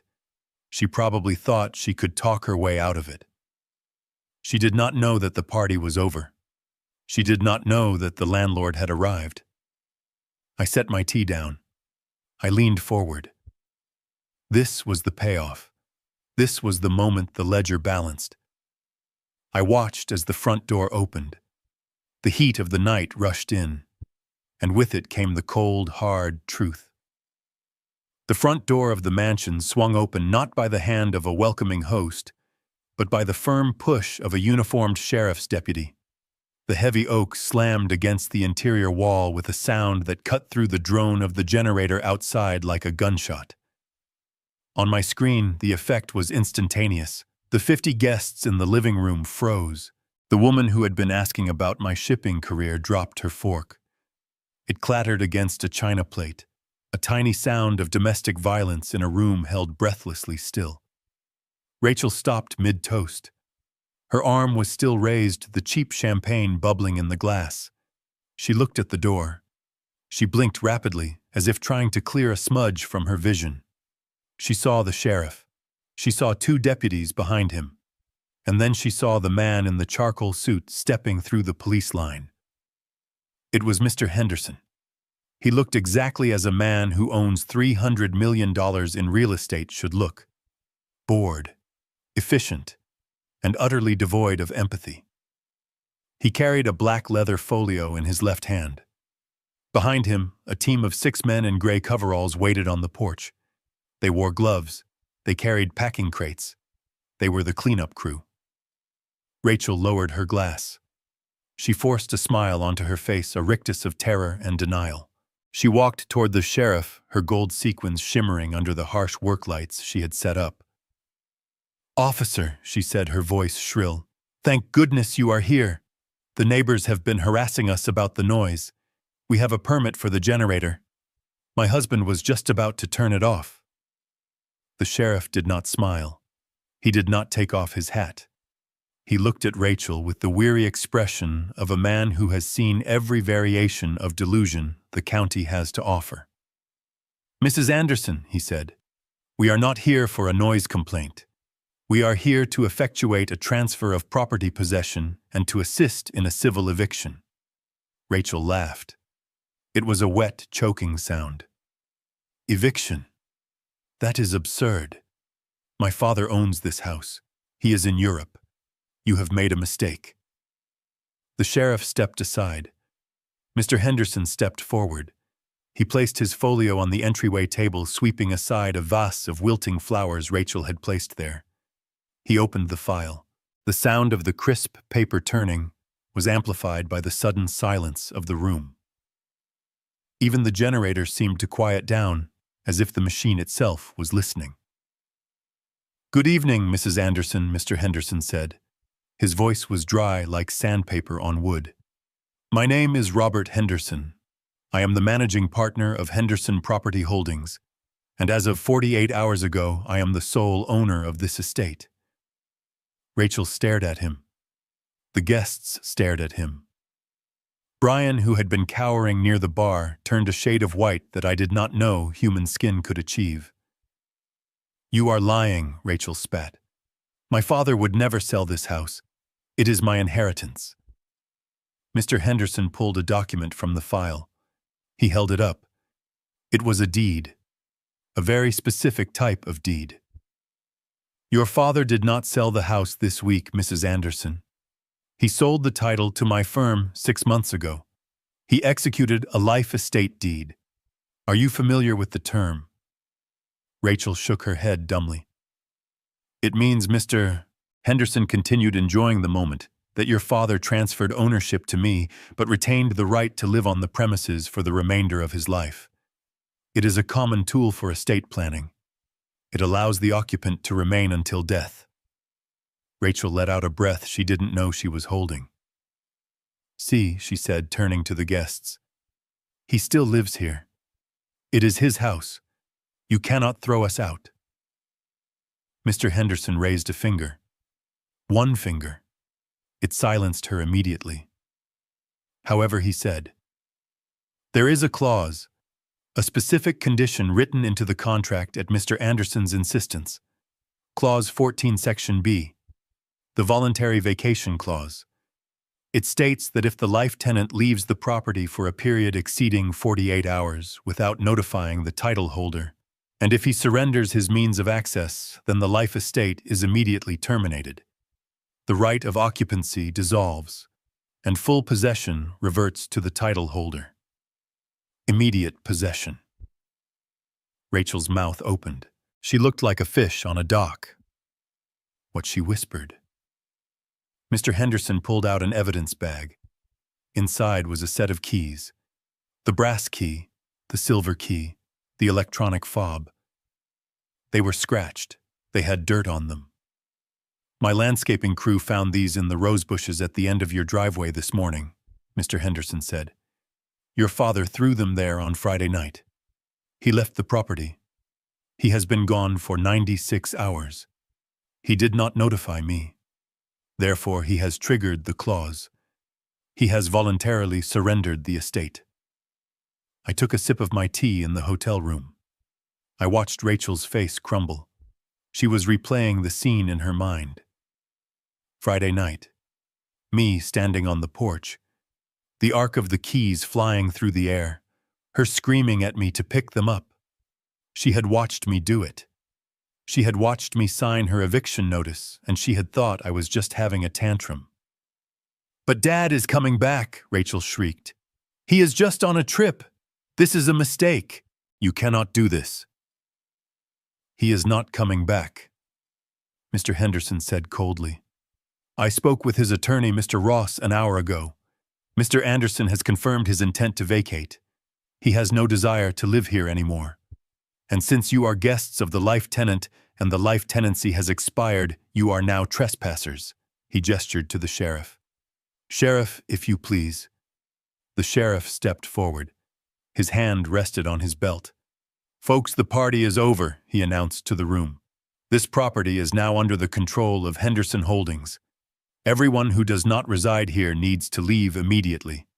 Residents, you have 30 minutes to gather personal essentials, clothes and medication only. Furniture, electronics, and valuables stay until ownership can be verified. Chaos erupted. It was beautiful. The socialites of Greenwich do not handle police raids well. There was a scramble for purses, a rush for the door. Women were tripping over their high heels. Men were shouting for valets who weren't there. Wait, Rachel screamed, grabbing the arm of a potential investor. Do not go. This is a legal mix-up. We will sort this out. The investor pulled his arm away as if she were contagious. Do not touch me, he hissed. You said your father was in France. You said you owned the company. You are a fraud. He stormed out. The room was emptying fast. The dream of the gala was dying on the floor, trampled by expensive shoes. Mr. Henderson snapped his fingers. The 6 men in gray coveralls marched into the house. They moved with military precision. 2 of them went to the television. 2 of them went to the paintings on the wall. They were not moving them. They were tagging them. They were putting stickers on everything that was now considered an asset of the property owner. Rachel ran to Mr. Henderson. She grabbed his lapel. You cannot do this, she sobbed.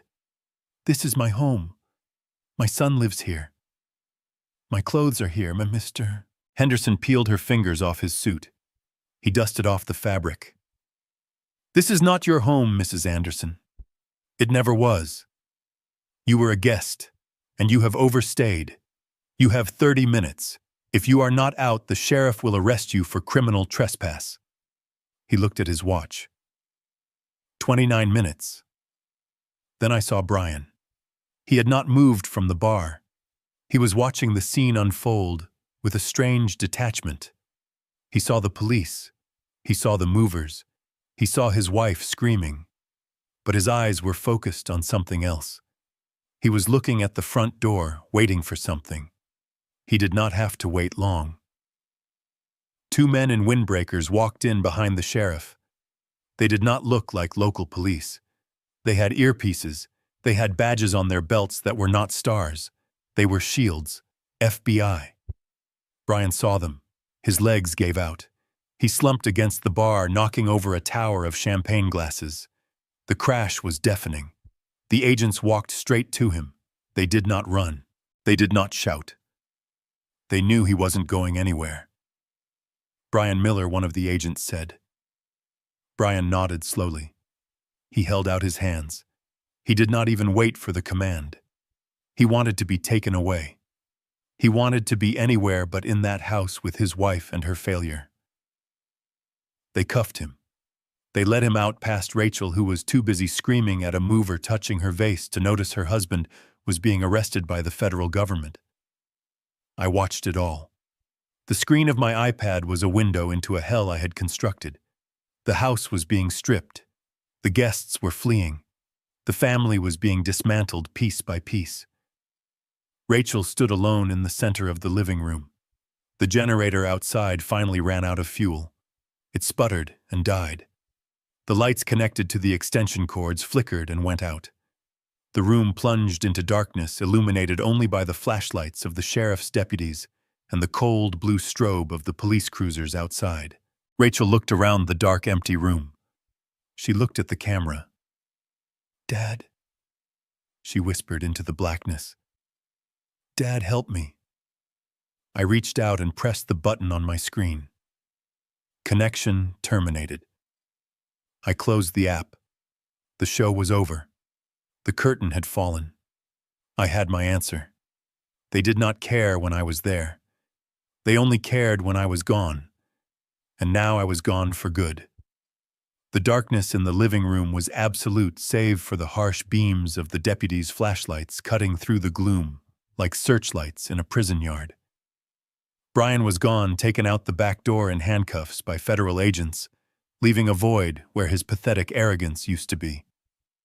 Now the spotlight turned solely to Rachel. She stood in the center of the room, her gold-sequined dress catching the erratic light, making her look like a disco ball in a mausoleum. She was trembling not from the cold, but from a rage so pure it vibrated through the screen of my iPad. "This is illegal," she shrieked, her voice cracking under the strain. "You cannot throw me out. This is my house. My mother died in this house. It is my inheritance. It is my birthright. You are stealing from me." She lunged toward Mr. Henderson, her hands curled into claws. A deputy stepped in front of her, blocking her path with a solid wall of uniformed indifference. Rachel bounced off him, stumbling back in her high heels. Mr. Henderson did not flinch. He adjusted his glasses and opened the black folio again. He pulled out a single sheet of paper. It was not a deed this time. It was a letter. A letter I had written 3 years ago when Rachel first demanded I put her name on the title.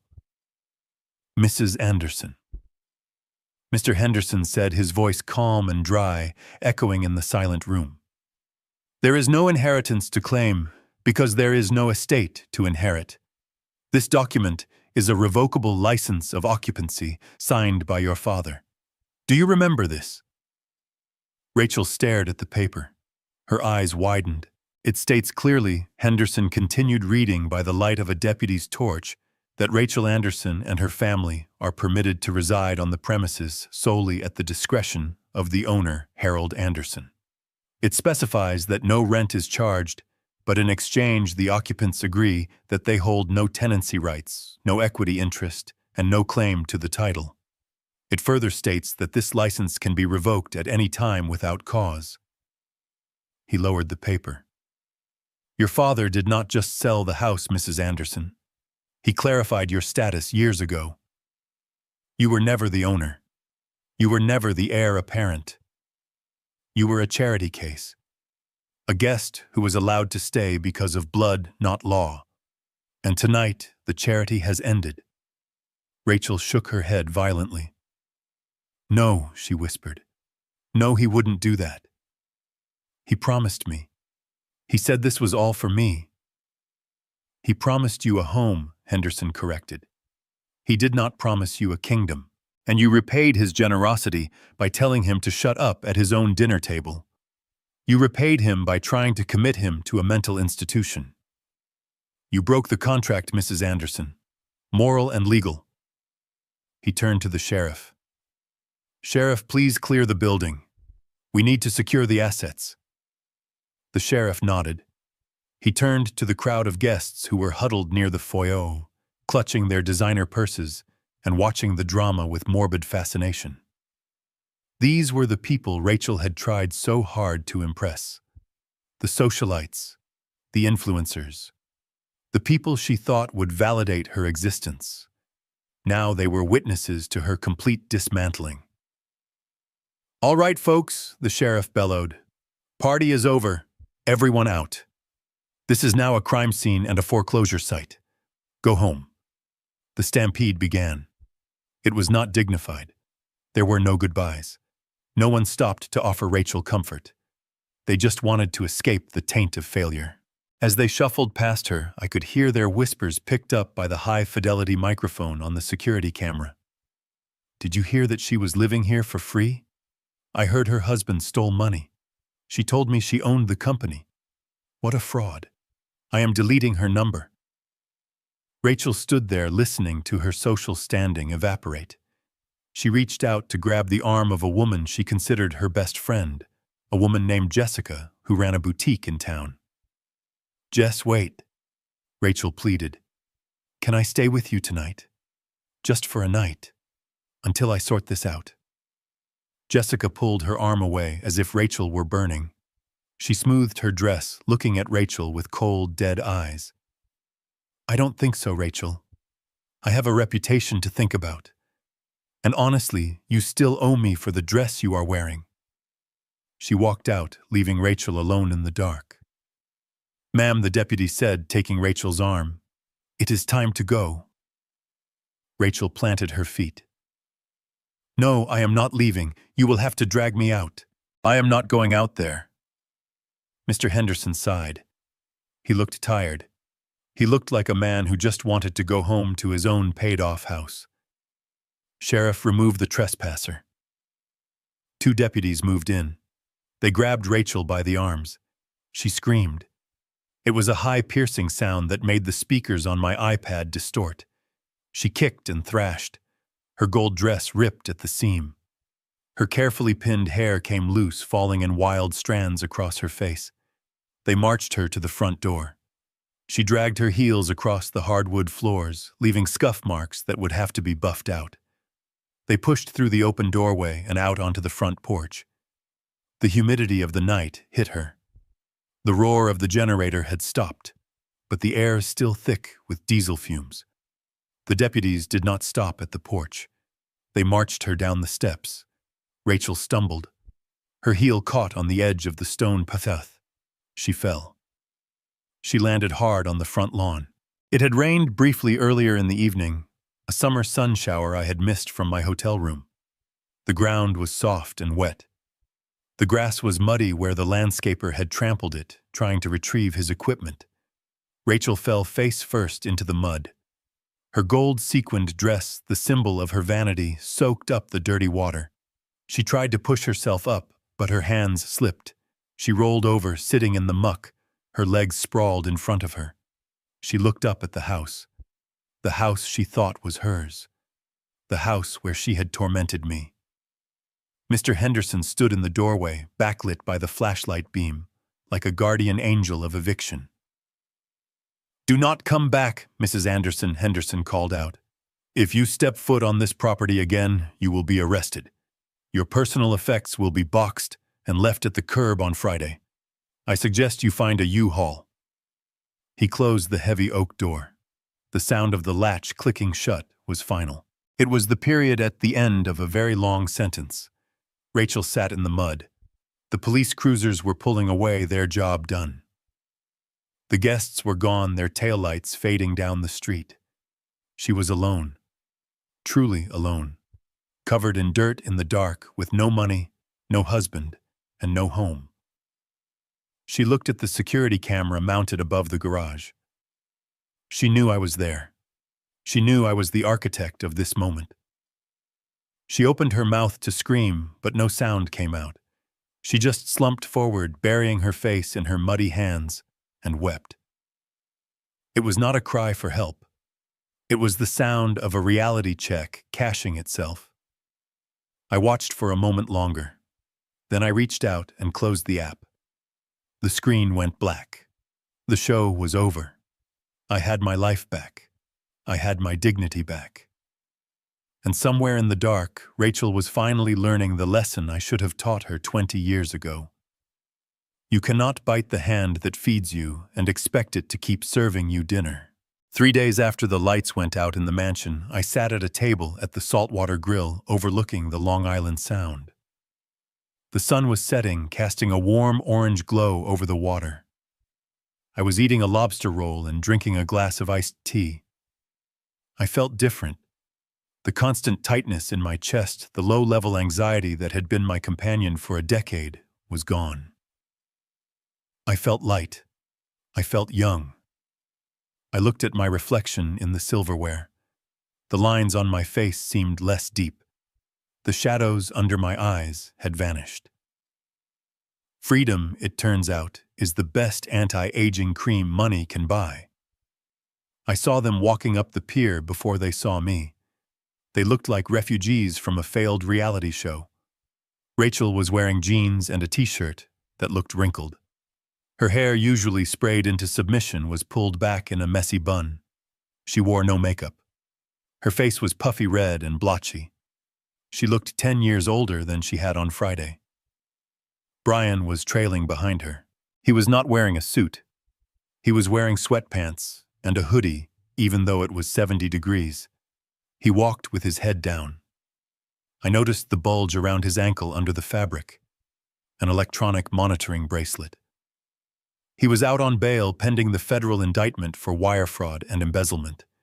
His passport had been surrendered. His assets were frozen. He was a prisoner in his own skin. They stopped at my table. They did not ask to sit. They just collapsed into the empty chairs opposite me. The waiter approached, looking concerned, but I waved him away. "Hello, Rachel," I said. "Hello, Brian. You look tired." Rachel stared at me. Her eyes were full of hate and confusion and a deep, terrifying desperation. "You ruined us," she whispered. Her voice was raspy. "We are homeless, Dad. We are staying at a Motel 6 by the highway. Justin won't speak to me. Brian is facing 20 years in prison. You ruined everything." I took a bite of my lobster roll. It was perfectly seasoned. "I did not ruin anything, Rachel," I said, chewing slowly.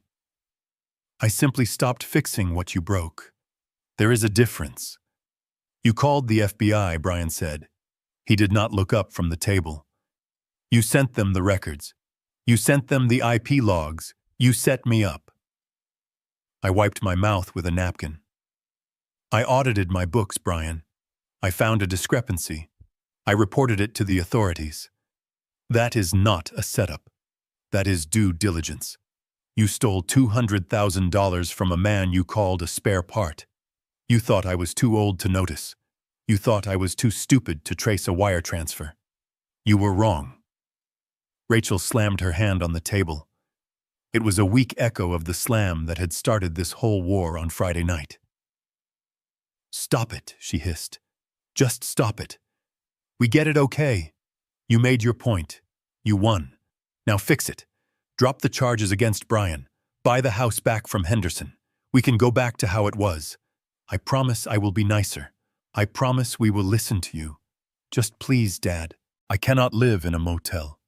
I am your daughter." I looked at her. I looked deep into her eyes, searching for a shred of the little girl who used to hold my hand when we crossed the street. I searched for the young woman who cried when her goldfish died. I found nothing. All I saw was a calculator. All I saw was a woman who measured love in square footage and credit limits. I reached into my leather briefcase, which was sitting on the chair next to me. I pulled out a small black moleskin notebook. It was worn at the edges. I had carried it for 20 years. I slid it across the table. "What is this?" Rachel asked, looking at it like it was a poem. "Open it," I said. She opened the book. Her eyes scanned the pages, filled with my neat handwriting. Rows and columns of numbers, dates, amounts. "Page 1, I said. "The year you turned 18. Tuition, room and board, sorority dues, spring break trips, a new car because you didn't like the color of the used one I bought you. Total $250,000. She turned the page. Her hand trembled. "Page 10, I said. "The wedding, the dress, the venue, the open bar, the honeymoon in Bali, $85,000. She kept turning. "Page 20, I continued. "The house down payment, the monthly allowance disguised as consulting fees for Brian's fake companies, the credit card bills I paid quietly because I didn't want you to have bad credit, the private school for Justin, the landscaper, the pool boy, the groceries." I leaned forward. "Turn to the last page, Rachel." She turned to the end. There was a single number circled in red ink. $4,200,000. I tapped the table. "That is the total, Rachel. That is the cost of your love. That is the price of my silence for the last 20 years. $4.2 million. I have paid for every meal you ate, every dress you wore, every mistake you made." Rachel looked up. Tears were streaming down her face now, so what she sobbed. "You are rich. You can afford it. What is money to you?" "It is not about the money," I said softly. "It is about the return on investment. In business, when you pour capital into a venture, you expect growth. You expect profit. Or at least you expect gratitude." I looked at Brian. I looked at Rachel. I poured $4 million into this family, and the return was zero. The return was disrespect. The return was theft. The return was you telling me to shut up at my own table and plotting to put me in a cage. I closed the notebook. I took it back. "I do not owe you anything anymore, Rachel. The ledger is balanced. I consider that $4 million the severance package. I bought my freedom, and it was worth every penny." I stood up. I dropped a $100 bill on the table for the waiter. Brian looked up finally. His eyes were red. "Where are you going, Hal?" he asked. I adjusted my blazer. I checked my watch. "I have a flight to catch, Brian, and you have a court date. I suggest you save your energy for the judge." I turned and walked away. "Dad!" "Wait!" Rachel screamed. "Dad, please don't leave us! What are we going to do?" I did not stop. I did not slow down. I walked out of the restaurant and into the warm sea breeze. I heard her crying behind me, a loud, ugly sound that drew stares from the other diners. But for the first time in my life, her tears did not make me stop. They were just noise. And I was done with noise. A black town car was waiting for me at the curb. The driver opened the door. "To the airfield, Mr. Anderson?" he asked. "Yes, James," I said. "To the airfield." I got in. The car pulled away. I watched through the tinted rear window as Rachel ran out of the restaurant. She stood on the sidewalk watching the car disappear into traffic. She looked small. She looked lost. She looked like someone who had just realized that the bank of Dad was closed forever. 20 minutes later, The car pulled onto the tarmac of the private airfield. The Gulfstream G650 sat there gleaming white against the blue sky. It was a beautiful machine, a symbol of everything I had achieved and everything I had hidden. I walked up the stairs. The stewardess greeted me with a glass of champagne. "Welcome aboard, Mr. Anderson. Your guests are already seated." I walked into the cabin. Sitting in the plush leather seats were three men, Arthur, Samuel, and Walter. They were members of the investment club Rachel had mocked for years. She called them the Senile Squad. She did not know that together we controlled more capital than a small country. They were my friends.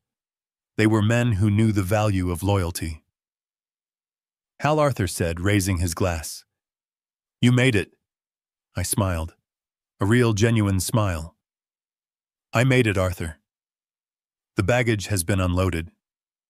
I sat in the window seat. The engines whined to life, a low, powerful hum that vibrated through the floor. I opened the wood-paneled table in front of me. I laid out a large vintage map of the world. It was worn at the creases. Catherine and I had bought it 40 years ago. We used to trace routes with our fingers, dreaming of the places we would go when we retired. Before the cancer took her. Before the grief trapped me in that house. I placed my hand on the map. I traced the line across the Atlantic. "Where to first?" Hal Walter asked. I looked at the map.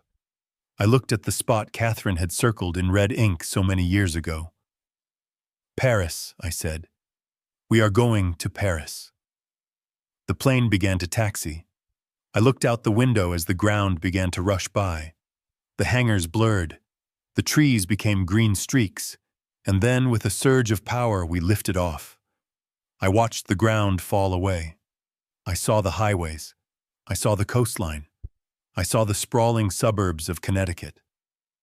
Somewhere down there in that grid of tiny houses was a mansion with no lights. Somewhere down there was a woman sitting in the dark, realizing that she was alone. They say family is everything. They tell you that blood is thicker than water. They tell you that you must sacrifice yourself on the altar of your children's happiness. They are wrong. Respect is everything. Dignity is everything. Without respect, family is just a word. It is a biological accident. It is an empty noun that people use to manipulate you. I looked at the clouds rushing past the window. I was 71 years old. I had lost my wife. I had lost my daughter. But as the plane banked toward the east, toward the ocean, toward the future, I realized something profound. I had found myself, and I liked the company. The stewardess refilled my glass. "To new beginnings, Mr. Anderson," she said. I raised the glass. The bubbles danced in the sunlight. "No," I whispered. "To the end of bad investments." I took a sip. It tasted like the sky. It tasted like the rest of my life. And for the first time in a long time, the view was spectacular.